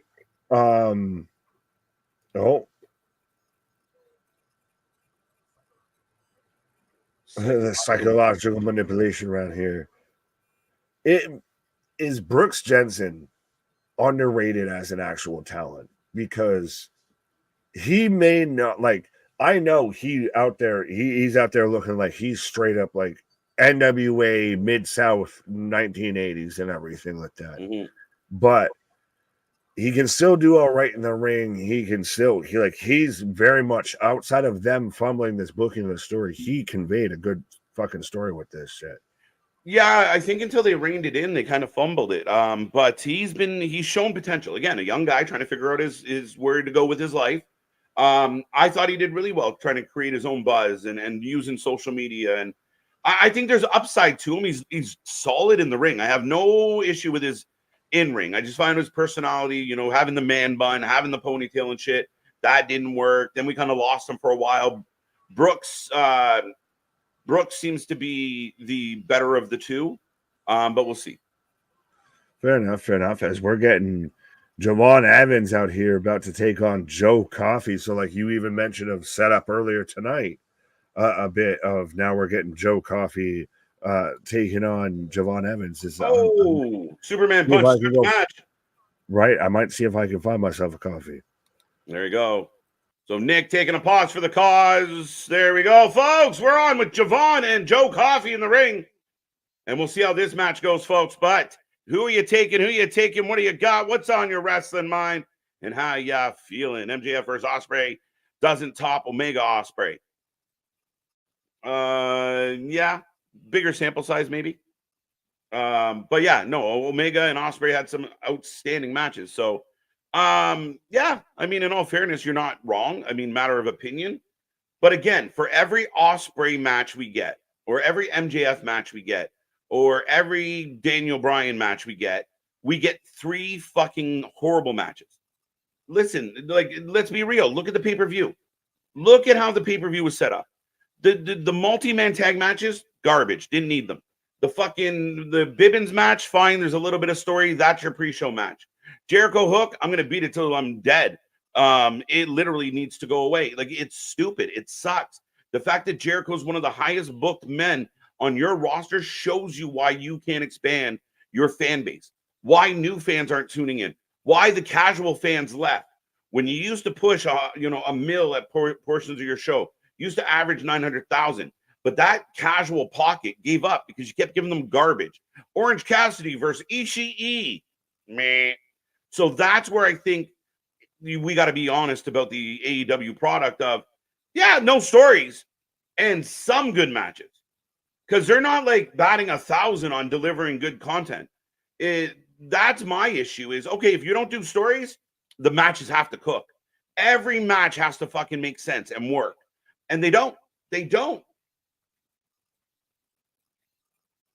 Oh, wait a minute. Cedric Alexander taking out Gallus. Nakamura is surfing. Yeah, somebody asked about the whereabouts of Nakamura. Stay tuned. He'll pop up. Who's the guy? I can't remember his name. Anybody know who the smart guy's name was? Bouncy, agreed. Said my vote didn't go through, but I voted Chew. Rigged. A rigged vote, as Chase U did win it out. And Javon Evans, as Gallus continues to lose. That's bullshit. Cedric Alexander helping Javon Evans get a win over Joe Coffey. Josh Briggs is better. Yeah, I think I called him Brooks earlier, but yeah, Brooks and Dunne. Pete Dunne's refresh has been better than anything he did with the Braun Brutes, 100%. They just turned him back to what he was. If you guys remember when they did like the breakout tournament, like when they did that, the initial like UK breakout tournament, Pete Dunne in the intro walked across and smacked somebody in the mouth. That is Pete Dunne. Pete Dunne is a heel through and through. Pete Dunne is a menace. Pete Dunne doesn't fuck around.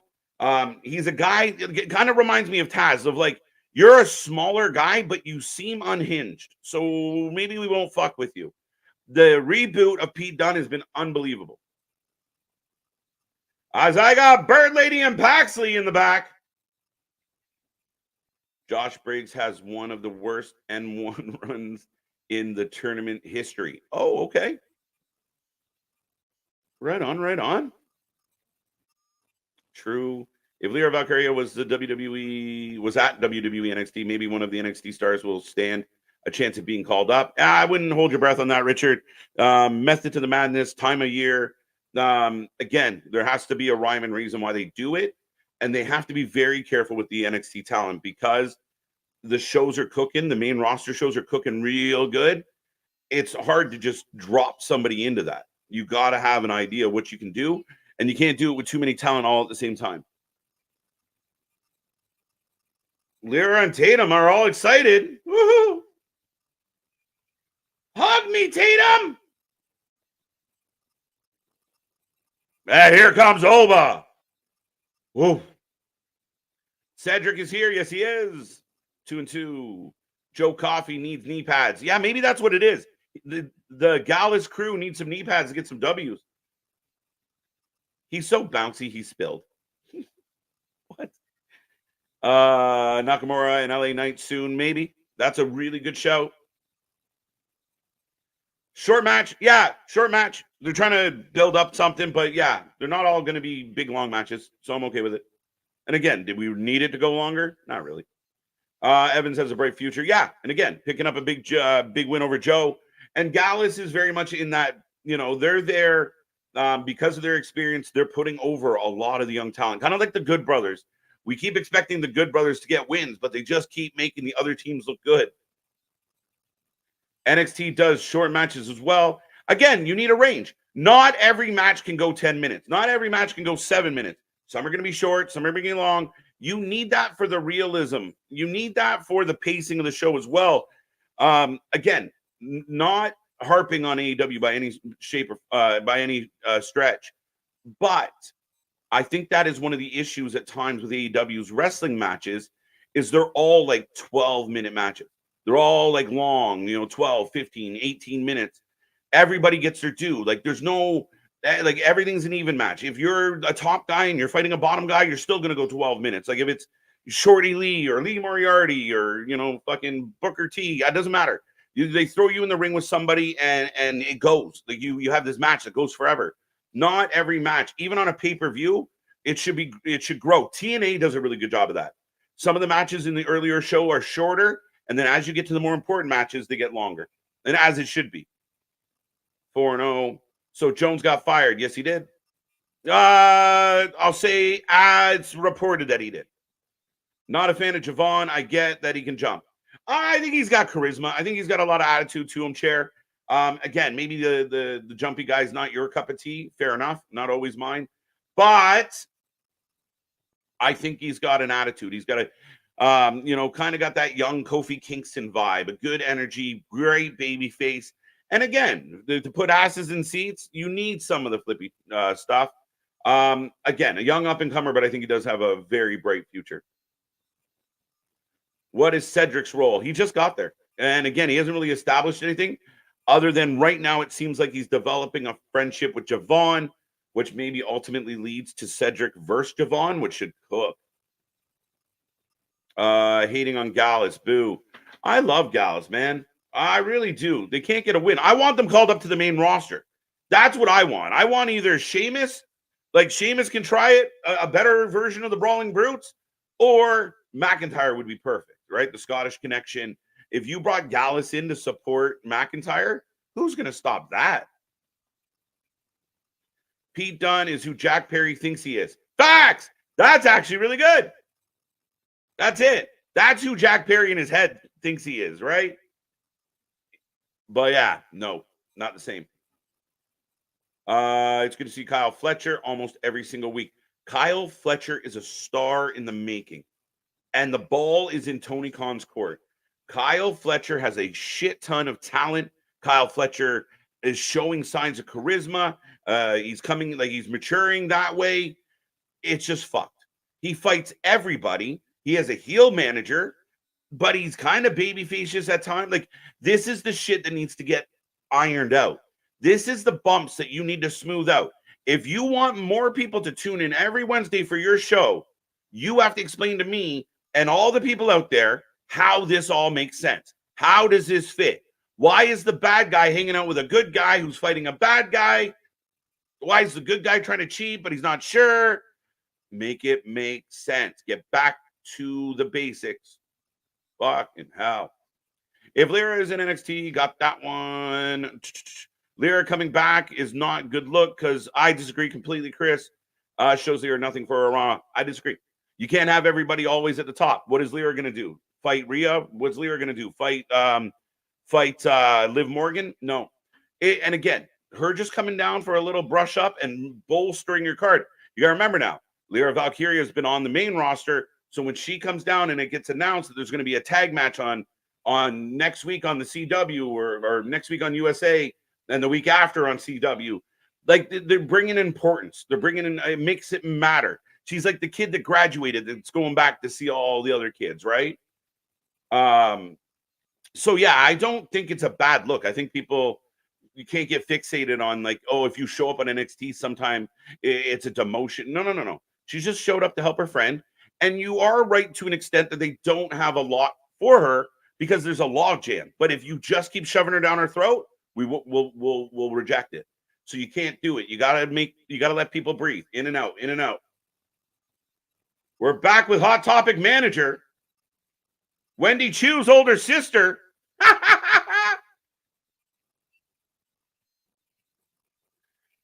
Pete Dunne, Trick Williams next week. Last man standing.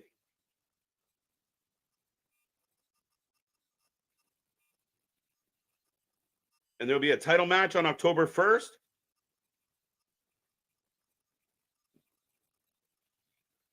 Holy shit.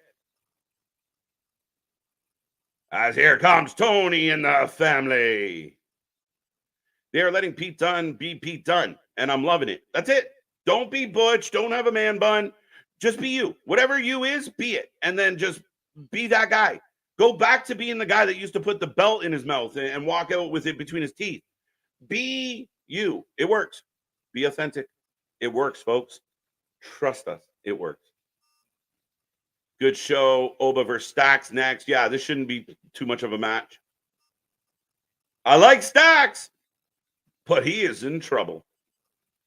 They're saying on Twitter that Liv, Dom, and Finn started planning at Clash at... No, again, it's an interesting thing. It could be the case, but again, it's when did we start telling this pretend story? We're looking backwards, look forward. There's nothing good in the past. We're good.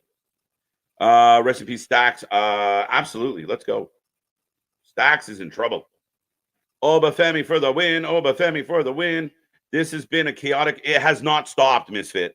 Honestly, Nick and I, like, we've been trying to get in some of the points and shit. The show just doesn't stop. And it just goes from, like, match, backstage, fight, match, backstage, fight. I don't love everything we're getting, but they do it in such a way that even the bad stuff doesn't feel overwhelming. I really don't like. Oh, speaking of overwhelming. Yeah, speaking of the bad stuff doesn't seem overwhelming. Thanks for that. Yeah, 100%. But yeah, it's been one. I took a pause. I was like, all right, I'm about to miss like 2-3 matches here. Everything just keeps. Yeah, it's clipping. I really don't like how they call up talent and then a couple months later they put them back down in NXT. But that's not what they're doing. Don't draft them if they're not going to do that. It's probably going to happen to Kiana James too. Hold on tight with Kiana. I think she gets involved with something that I'm wondering if they pull the trigger on. But I mean, again, because Lyra came back doesn't mean she got demoted. This is a fluff. This is a little bit of a love from a main roster talent at this point. And it is still, it's still that like, the crossover, the developmental. It does walk that fine line, and like think about it. Lyra's not getting prominently used on Monday Night Raw. Kiana James is not getting prominently used on Monday Night Raw. So I wouldn't be surprised if they show up and they make an appearance on an NXT. But again, I don't believe that Lyra is permanently down in NXT. Oh, no. Tatum needs help. And again, I said it before. It's like the kid that graduated high school, went on to university, and circles back to say hi to everybody one day, right? Like it's commonplace. And you got to remember this development talent, like you said, they're in the first, second year of their pro career.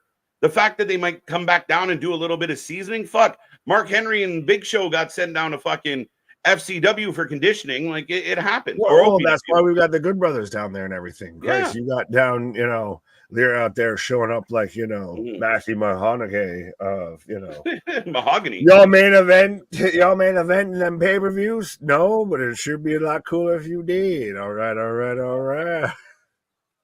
Well, no, I did want to. So the 4-4 talk saying, here comes the Oba bird blazing. Like, no, respectfully, the motherfucker's just that talented. Like, he's found it. He's one of those that has managed to have all the shit click together. I don't know. You want to call it glazing, cool, but this guy's really got everything. When you're Oba together, when you're Oba, you're over. When you're Oba, you get to glaze whatever the fuck you want. Nobody can stop you. You tell that man he ain't glazing shit. Yeah, but this is interesting because he's dismantling Stacks, staring at Tony the whole time. Stacks this your boy. This your man's.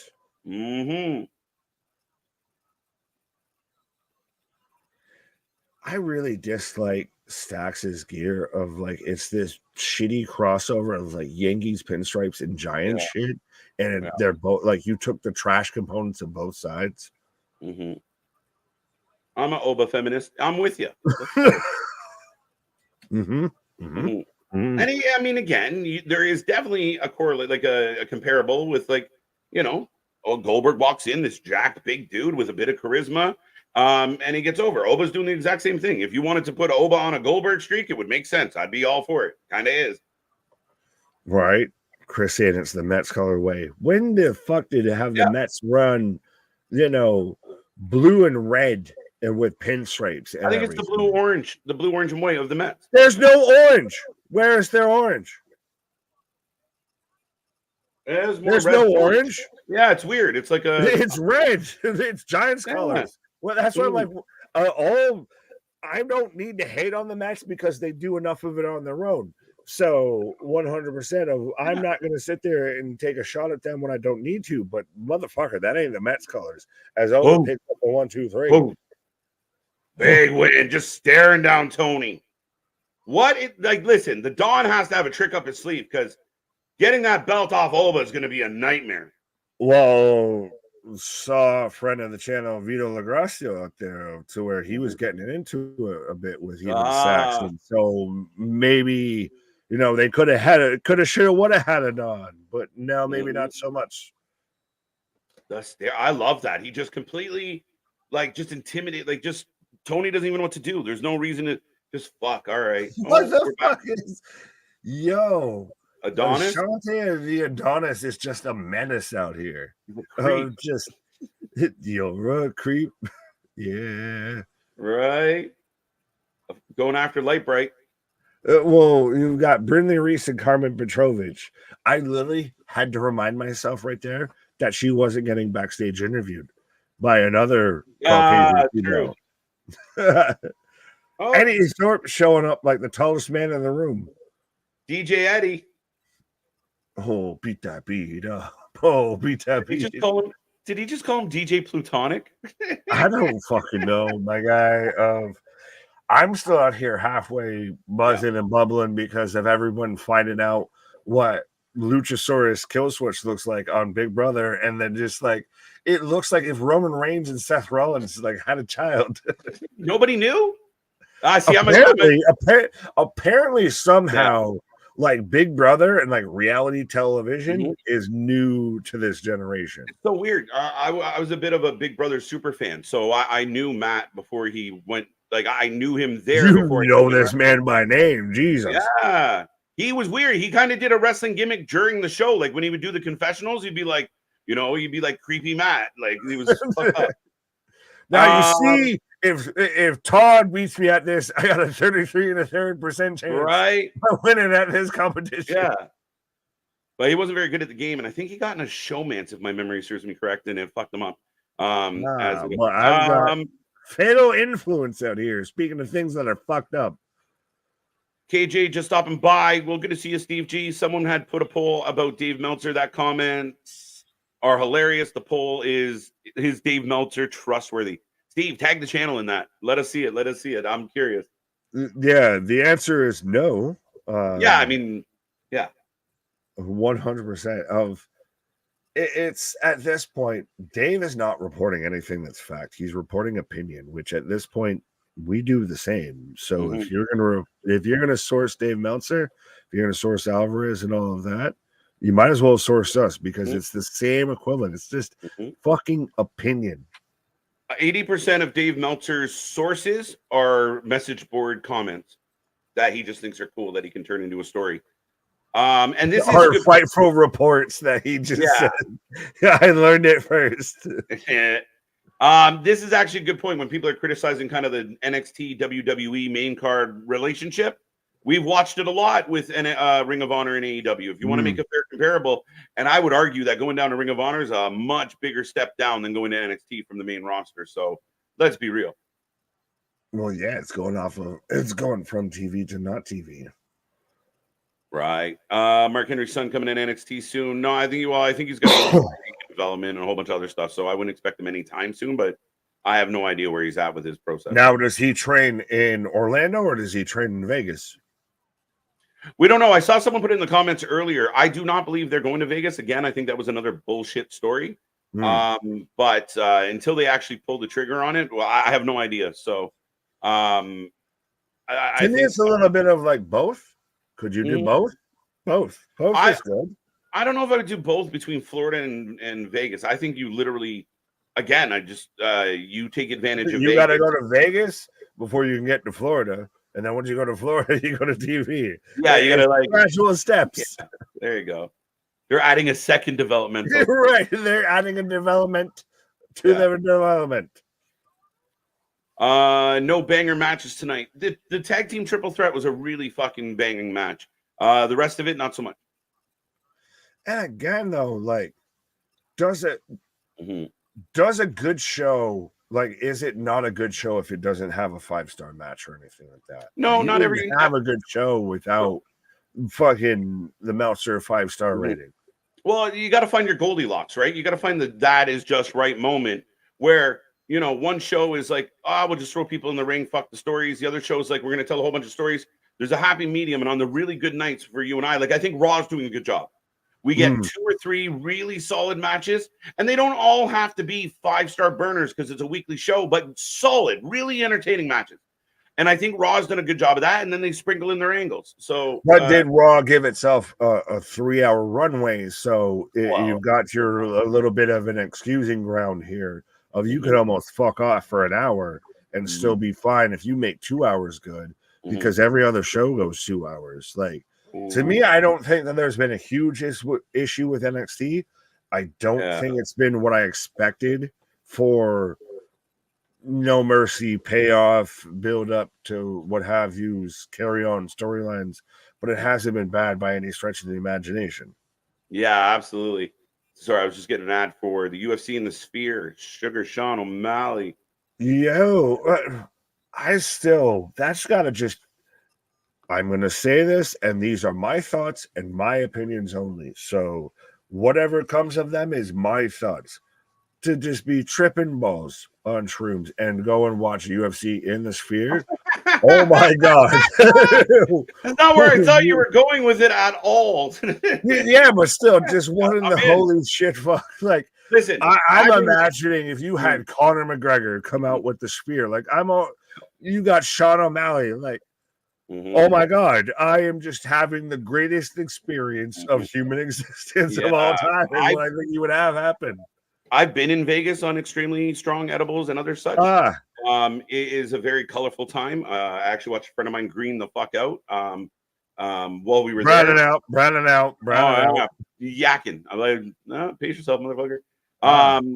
You always have the one friend who's like, I'll take one more. You're like, don't do it. No. Heads up. Maddie and Javon out here talking over it. Yeah, no. It's so funny because the only real thing that I've seen come out of the Sphere is the U2 concert, which, I mean, anyone who's ever bought an Apple device knows how much you kind of just deep down hate U2 because they come with everything. But that environment, like I've seen WWE's pitched about an idea of doing a premium live event in the Sphere. That would be a bit insane. Like, imagine being there live, and I know it'd be limited seating, but you're watching the full fucking replay of something literally in full cylindrical above of what just happened. Like, it's a trip and a half. Right. We're in the back with Ren again, and I really would rather watch Ren and Stimpy than this shit. Yeah, that's the run I'd prefer. What in the baby driver is this bullshit with this guy? Yeah. Miles is not giving a shit. Maybe the quarter pounders can break up. That'd be lovely. Wrestling podcast, the hype for the OnlyFans page might have died down. Yeah, and again, Richard, I think that's all speculation. There's no, like, Mandy Rose sitting at home like, I gotta have a dream match with Jordan Grace. I don't think so.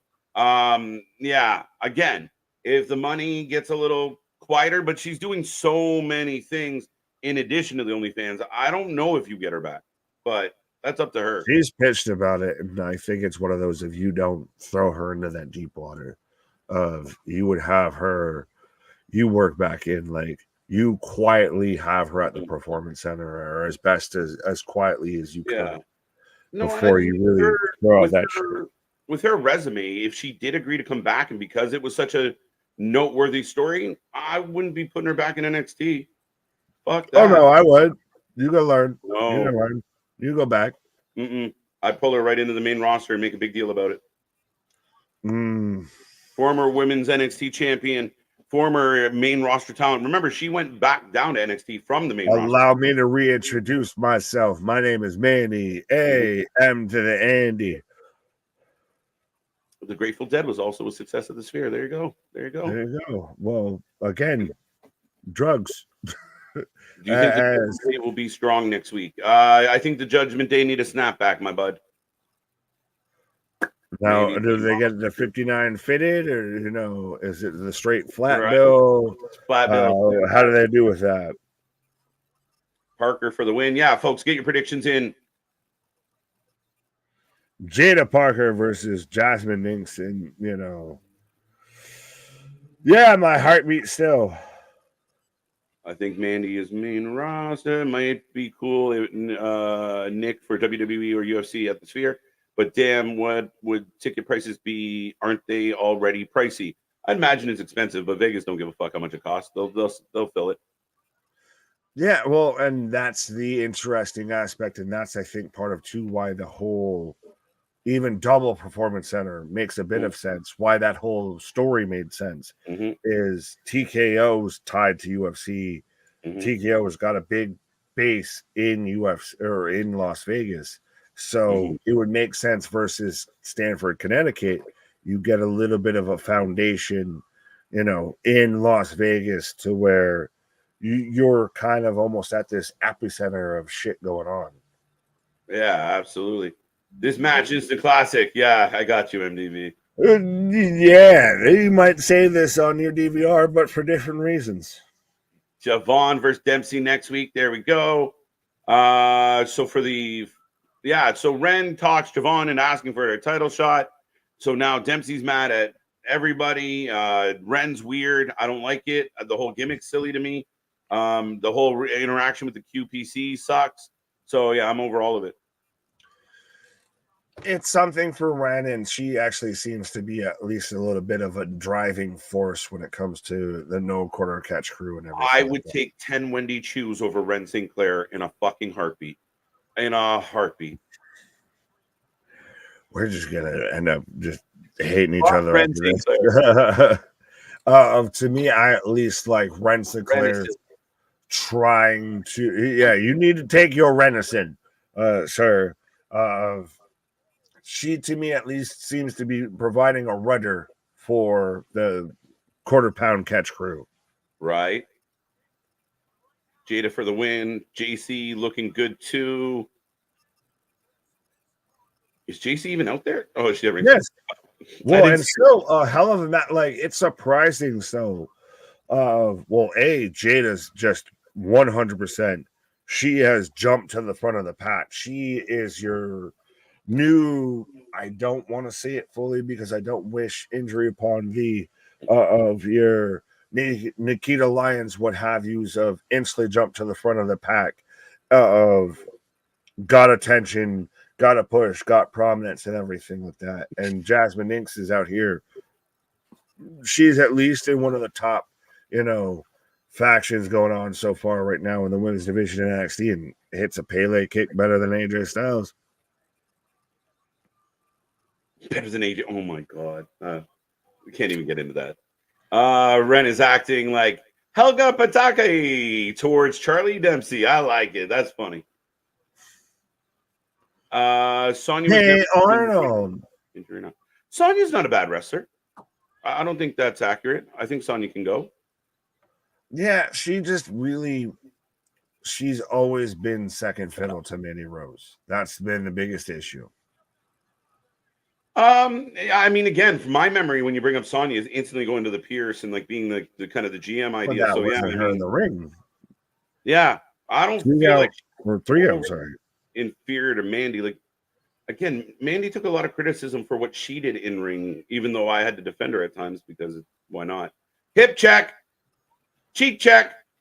Yeah, over. As Jade out here just holding her own against every bit of influence. Jumped.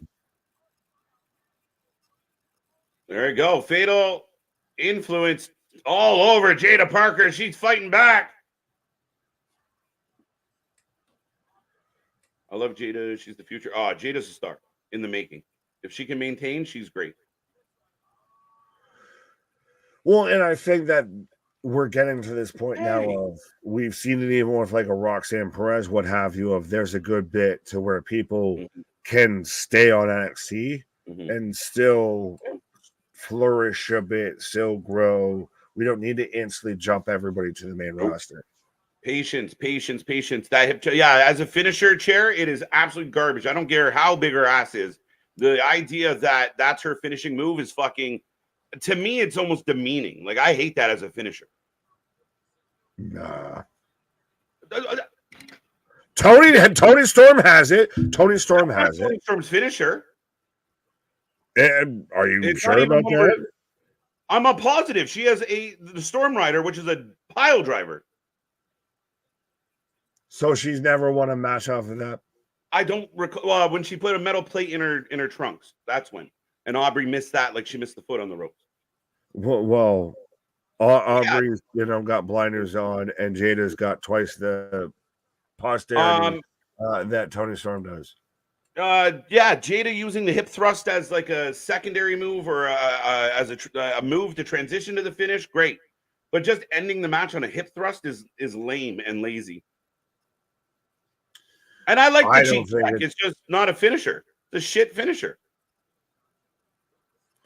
I don't think it's that bad, but I can see your point. I can see your point, is what I said. Let me finish. You hit a brain buster earlier in the match, and then 2 minutes later you finished. You couldn't finish her with a brain buster, but you finished her with your hip. Okay, I'll take it.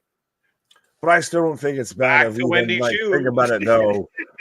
Again, this is the biggest thing, and it's the biggest talking point when it comes to NXT as a whole. Of it walks that thin line, that tightrope of third brand versus developmental. Yeah, I mean, again, I think they wanted to be a up and coming brand that has its own vibe and energy, and I think they've done a really good job at that. But there are talent in there that aren't nearly as polished as the main roster. But again, I think that's where someone sits down and goes, okay, we really like the fact that you use your assets to your advantage. Now let's come up with a finisher that's an actual finisher. Yeah, but so do you need a developmental to the developmental brand now here? Like they have that with is that where we're going here? That's the NIL program. That's what they're doing. So the NIL is filtering into NXT. So you're right, and that's why I agree with that, and I think that that's been the case. We've seen that obviously clearly with Oba, with Tiffany, etc. But I think that it's still that thin line of gauging NXT on it's a third brand, but it's also developmental. You put it on national TV. I'm gonna critique it like it's a show that I have to watch. And if you have people on there, well, they're just developing. That's not my problem. Like if I go to a concert and the guitarist is just learning, get the fuck out of here. Like again, you put it out there at that level. Yeah, we're gonna see growth. We're gonna see development. We're gonna see more mistakes. I accept all of that. But at the end of the day, I think there has to be, there has to be a level of, this is a good product and it's entertaining. But so then should NXT switch to where it almost has an NXT within an NXT of you have a brand that's more. How many tier leagues do so? No, I'm saying of you have you essentially, maybe it's not even exactly an NXT, but you have a third brand that's a third brand, and then you still have NXT being its developmental. It's just overkill. How many brands do you need? Like literally, you start in the performance center. You get your dark matches that nobody sees. You get that work. You get your training. When you achieve the next level, what are they going to do with another brand? Like they don't need another brand. This is what it is. Like you still will have your mix, but this is where the young talent breaks in. And if everybody understands that this is the young talent, that's fine. But to another, why? Like a pure, I mean, you're developing them for TV on the bigger stages. So at the end of the day, I don't think they need more. Fair enough. Well, also still talking about, young talent breaking in, as Lola Vice, Kalani Jordan, Jasmine Ninks, Fallon Henley, JC Jane, and I'm trying to Izzy Dane. I'm trying to remember all of. Oh, you're talking about the ladies in the back, Caucasian females blonde, brunette. It's like when you try and do the test to prove you're not a robot, like spot the blonde female. Hell, over there. Right. Hogan signed a 5-year contract. Is that a Legends contract? I don't Did he? know. Is that even true about any of that? I spent all day laughing at fucking the mess of an interview with fucking Impulsive and Hogan. Oh my god. Yeah, I don't want to fully go into that because I'm gonna say some things that are my opinions and my opinions alone. Yeah. As next week we're getting Duke versus Ridge, as we were getting a statement from Duke of I'm still trying to process everything. Mr. Chase is still recovering. And that's actually a good point, Misfit. The level up is a part of that feeder system. Right. Next week the next couple weeks for sure. NXT is really setting up some banger shows. The Rascals versus Axiom Frazier. We've got the last man standing match between Trick and Pete Dunne. And then that's got to be when we're getting the Jordan Grace Open Challenge. No, I thought Jordan Grace wasn't next week. It was the week after. But I could be wrong. Somebody can correct me on that. If it wasn't this week, I thought it was next week. Next Tuesday. Holy shit. Thank you so much for the super chat. Remember, folks, super chats are your way to guarantee you get clicked on. If Jada jumped like Naomi and does a rear view, then I think it would work. That's a good suggestion. I like that. I'll accept that. A little more. No, then you'd have people just saying it's a copycat move. Yeah. You put your own twist. I don't think it's a bad move. A copycat move, but we have Tony, Naomi, most of the girls, Nia Jax. Copycat move, I think I can think of off the top of my head without really putting effort in. At least 8 women that do a hip thrust as part of their move set, as their standard move set. Never mind, like, oh, it's a finisher because her ass is bigger. Why is it Nia Jax finisher then? Close. Because it's NXT. Like, it's not why. Why do you think because of NXT? Because, sorry, geez. Went down the right, wrong pipe. Julia, let's go. Roxanne in the ring. Duke and Ridge should be a tag team. They should have been. I would have been okay with that. Because she's had about a month of wrestling is what I was trying to say. Is how good been choking and coughing here as Roxanne out here. No Jimmy Uso tonight. Were you anticipating a Jimmy Uso, Kira? Why on NXT of all nights? That's almost a bigger question. Mm-hmm. Why now? Right.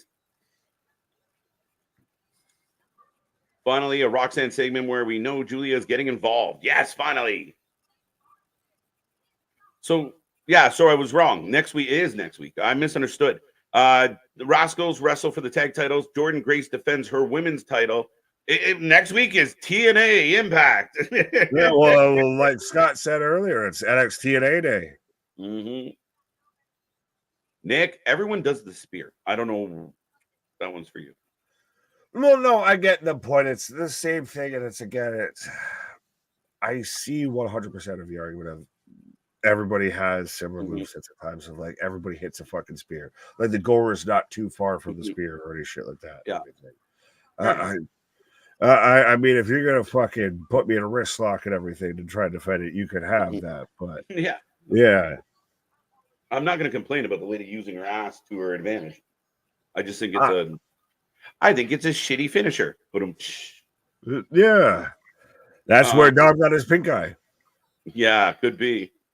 Honestly, don't need a Roxanne promo. She's the champion, so her cutting a promo makes sense. She's not a best talker. She's doing okay. She's really found her own a little bit with this. And even the little cuts of she turns and the camera turns and 100% hits the same shot, everything. I like that. She's really, again, we've talked about this of, could she be on the main roster? Absolutely. But does she almost do a bit better as lights out of her on NXT? Chelsea Green. Let's go. As we're already in an overrun.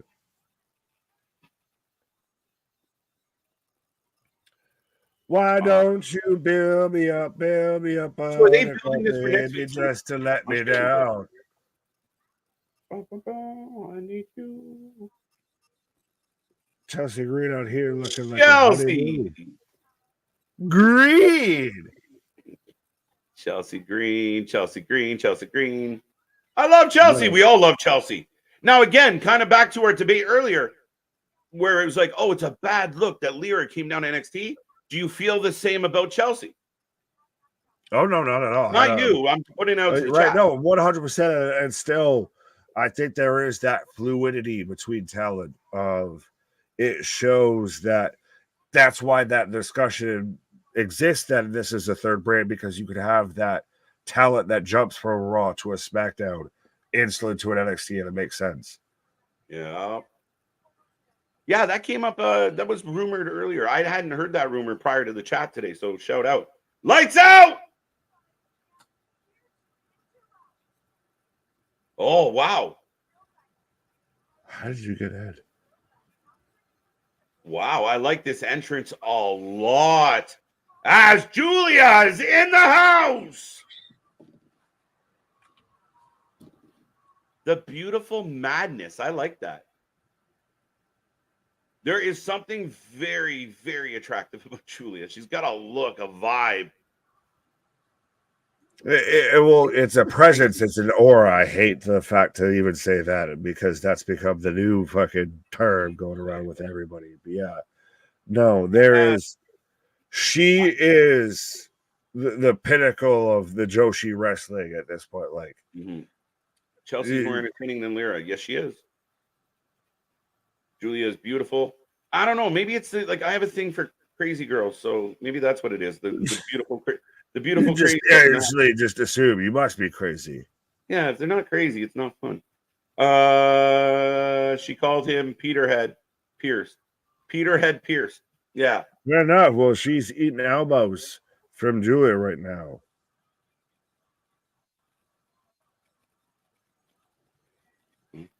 Chelsea. So this has got to be how you ended up. You got Julia and Roxanne still staring each other down here. Chelsea lost to Roxanne clean. Why would she have a claim to a title match? Well, I mean, again, it's not about her. It's about her getting beat up by Julia. Big knee. Julia reminds me of Becky. Interesting. I could see kind of that. Explain. Big Julia chance. I love it. What? Explain of how that's Becky. I think he was. I mean, from my take, as far as like the kind of the physical stature, like body type, it's very similar.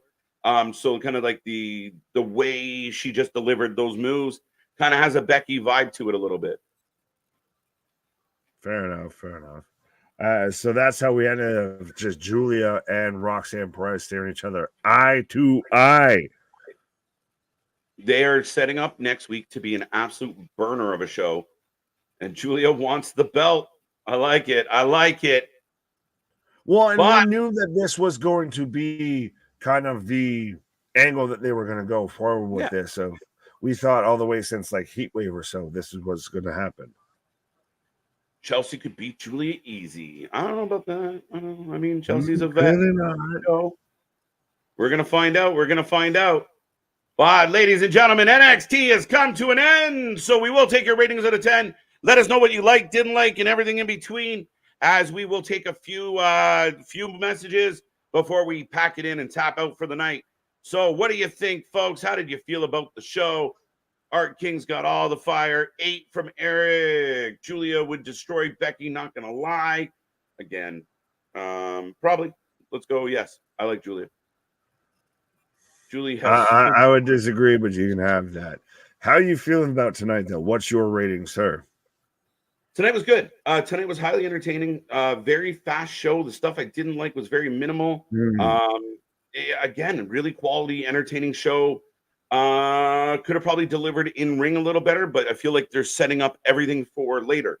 Like they got the premiere coming and shit like that. So tonight very much felt about the future, but I think they achieved that goal.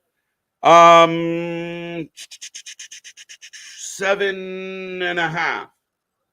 Fair enough. I'm right there with you. Was going to go 7.25 around in that sphere a bit because could have been better. Wasn't bad, but still was pretty solid. So, yeah, good, but not great. Yeah. You could have done the exact same show, but just turned a couple things up like a little more, or had like the matches go a little better. Probably would have helped. The highlight of the night, obviously, Pete Dunne, Trick Williams tear the building apart. Now we're going to get a last man standing match between these two, so that's epic and going to be fun. Julia, I love the fact that she didn't. I love the fact that they didn't just throw her into something. She came out, made her presence felt. Again, just teasers, making the fans be patient. And I know the fans hate it, but the patience is a virtue and it pays off. Right. It's right around that of good but not great was still around that average mark there. If you got the Julia show up, you've got this, you got that, but nothing that really went too far over another way. Yeah, absolutely. Make Julia versus Chelsea Green next week. I think that's the plan. So you can buy time before the premiere. So I like it. Yeah. Tonight's NXT was solid after a pay-per-view, a tad disappointing. Disappointing might be strong, but if you're disappointed, I get that. 7.7, not bad. Chelsea wasn't ready. She needs a rematch. Let's go. 8 out of 10. Becky would kill to work with Julia. They're going to do, like, I mean, again, that's the fun part about this is Julia comes in, Delta comes in, Stephanie's going to come in. They're all going to have to go through that gauntlet. We're going to see some crazy matchups we never thought, but the vets are going to break in the young talent. So, yeah, we're going to see Julia and Becky, Julia and Bailey, maybe Julia and whoever. I think that's the exciting part of this signing. It would shout out Bailey because she's still 100% the only one out of the four horsewomen that continues to just break the internet. Because I'll be there. Them things is singing. Them things is singing and them things is swinging. Yeah. Forever and always. Damian Heater, Vance Rollins, how are you doing? 7. Crazy Weekend CW Network. Is that what no, that you made that up, right? 7.5. No. 7 out of 10. Many matches were quick. Good tag match. I agree with that. Many that's matches like with death upon me. Blood in my dawn, I can't see. 8 out of 10, 8 out of 10, 9 out of 10, 7 out of 10 for me. Z-Man, I feel like we haven't seen Z-Man scars in a hot minute. Or ever. So, yeah, shout out Z-Man. What happened to Odyssey Jones? We're not going to get back into it, Tony. There's rumors out there. You can go check the beginning of this video of this stream. We kind of talk a little bit about it. But, yeah, unfortunate circumstances or whatever it is. Again, it's not good, and we'll find out more as we can. 3 out of 10. Dale not feeling NXT at all tonight. Anger from House Dale here.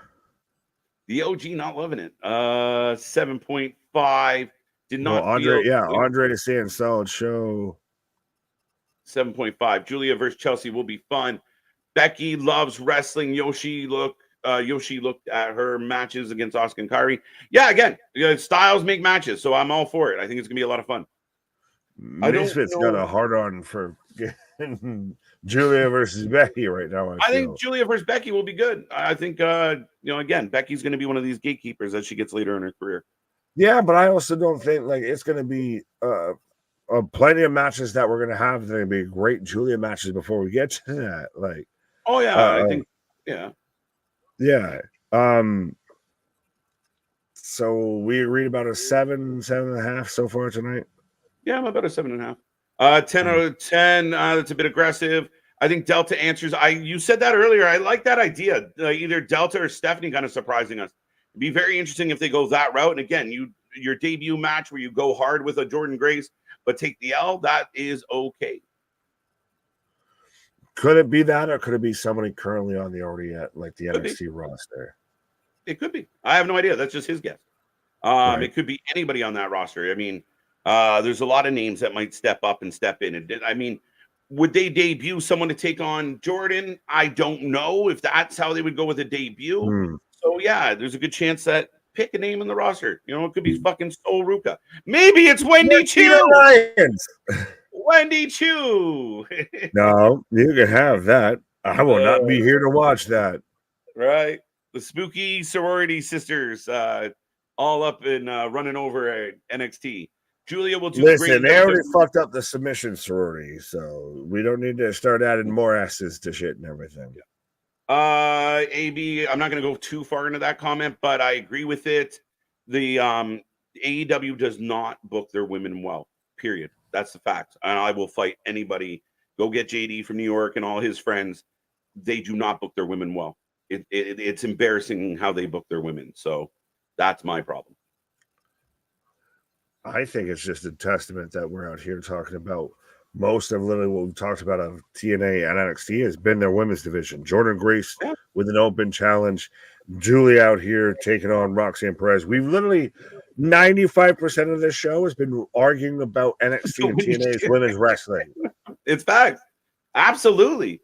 Nobody does women's wrestling like NXT right now. For my money, for all the shows we watch, NXT consistently. And again, you got some young talent that make mistakes. You got the Kalani's that are still trying to learn. But you do have a lot of really good, solid women's matches, clean transitions, good moves. I mean, you got a plethora of talent.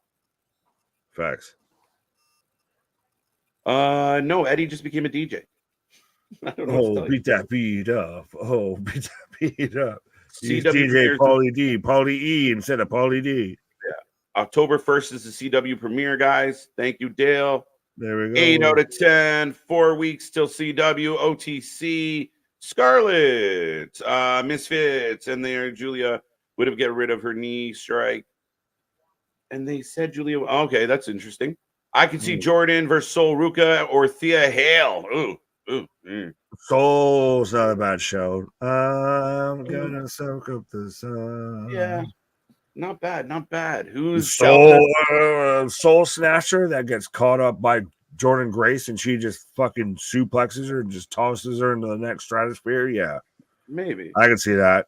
Do you think Liv keeps the title at Bad Blood? I'm leaning that way, but we'll talk about it on our preview show. 10 out of 10 for TNA, 6 out of 10 for everything else. That seems fair. Right. It's 2 shows within one. Yes. I was thinking. See, you just slaps stream. This stream can fit so much wrestling, and because we've got the 2 shows. Sheeta versus Julia might happen one day, but it's not going to happen anytime soon. Yeah, different companies. Delta Down, what's that? Flowers you have? Oh, I see what you did there. Could have faded the rose in the days gone by. That's very well done, Tony. But yeah, Delta's an Australian wrestler. Don't know much about her, but everyone's making a big deal about her coming over. Right. Roxanne, to me, is excelled miles up in the recent woman who held the NXT Women's Championship. She's been outstanding. Someone said earlier, and it might have been actually you that said, not you, AB, that, she's not great on the mic. I think she's done extremely well as a heel. Oh, 100%. Yeah.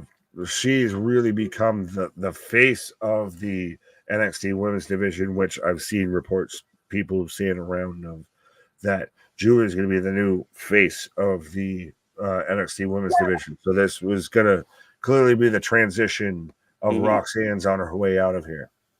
Again, for my money, it's this lazy, fucking stupid fucking reporting. You bring in a new star. She's a big signing. It doesn't take a genius to go, she's probably going to be at the top of the division. And then people write it like it's direct from the WWE towers. Julia's going to take over NXT. We're watching. Folks, coming soon to the Wrestling for Life Network is the show, No Shit Sherlock show. To where we just literally sit there and say all the headlines that wrestling journalists and everything say that are all just completely no shit, Sherlock. Thank you, Captain Obvious. Right. Good night, folks. All right, ladies and gentlemen, we'll make final call. Get your goodbyes in. We are going to tap out tonight. We are going to pack it in. I will remind everybody we are back tomorrow. We are back all week long as always. Tomorrow we're back for Dynamite. Thursday, we got our preview show for All Out. Friday, we got Collision, SmackDown, Rampage. And Saturday, of course, we have All Out Live. We will be there. It's going to be a fun one from Chicago. We'll see what it holds. But a crazy week ahead, as always, folks. We love bringing you these streams. We love bringing you these shows. So make sure you be a friend, tell a friend, click all the links and buttons.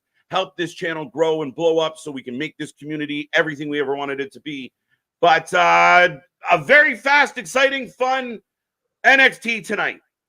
Closing time. But our shit is real. Our shit is raw. Our shit is authentic. When you're talking about that wrestling, you're going to put that for life with it.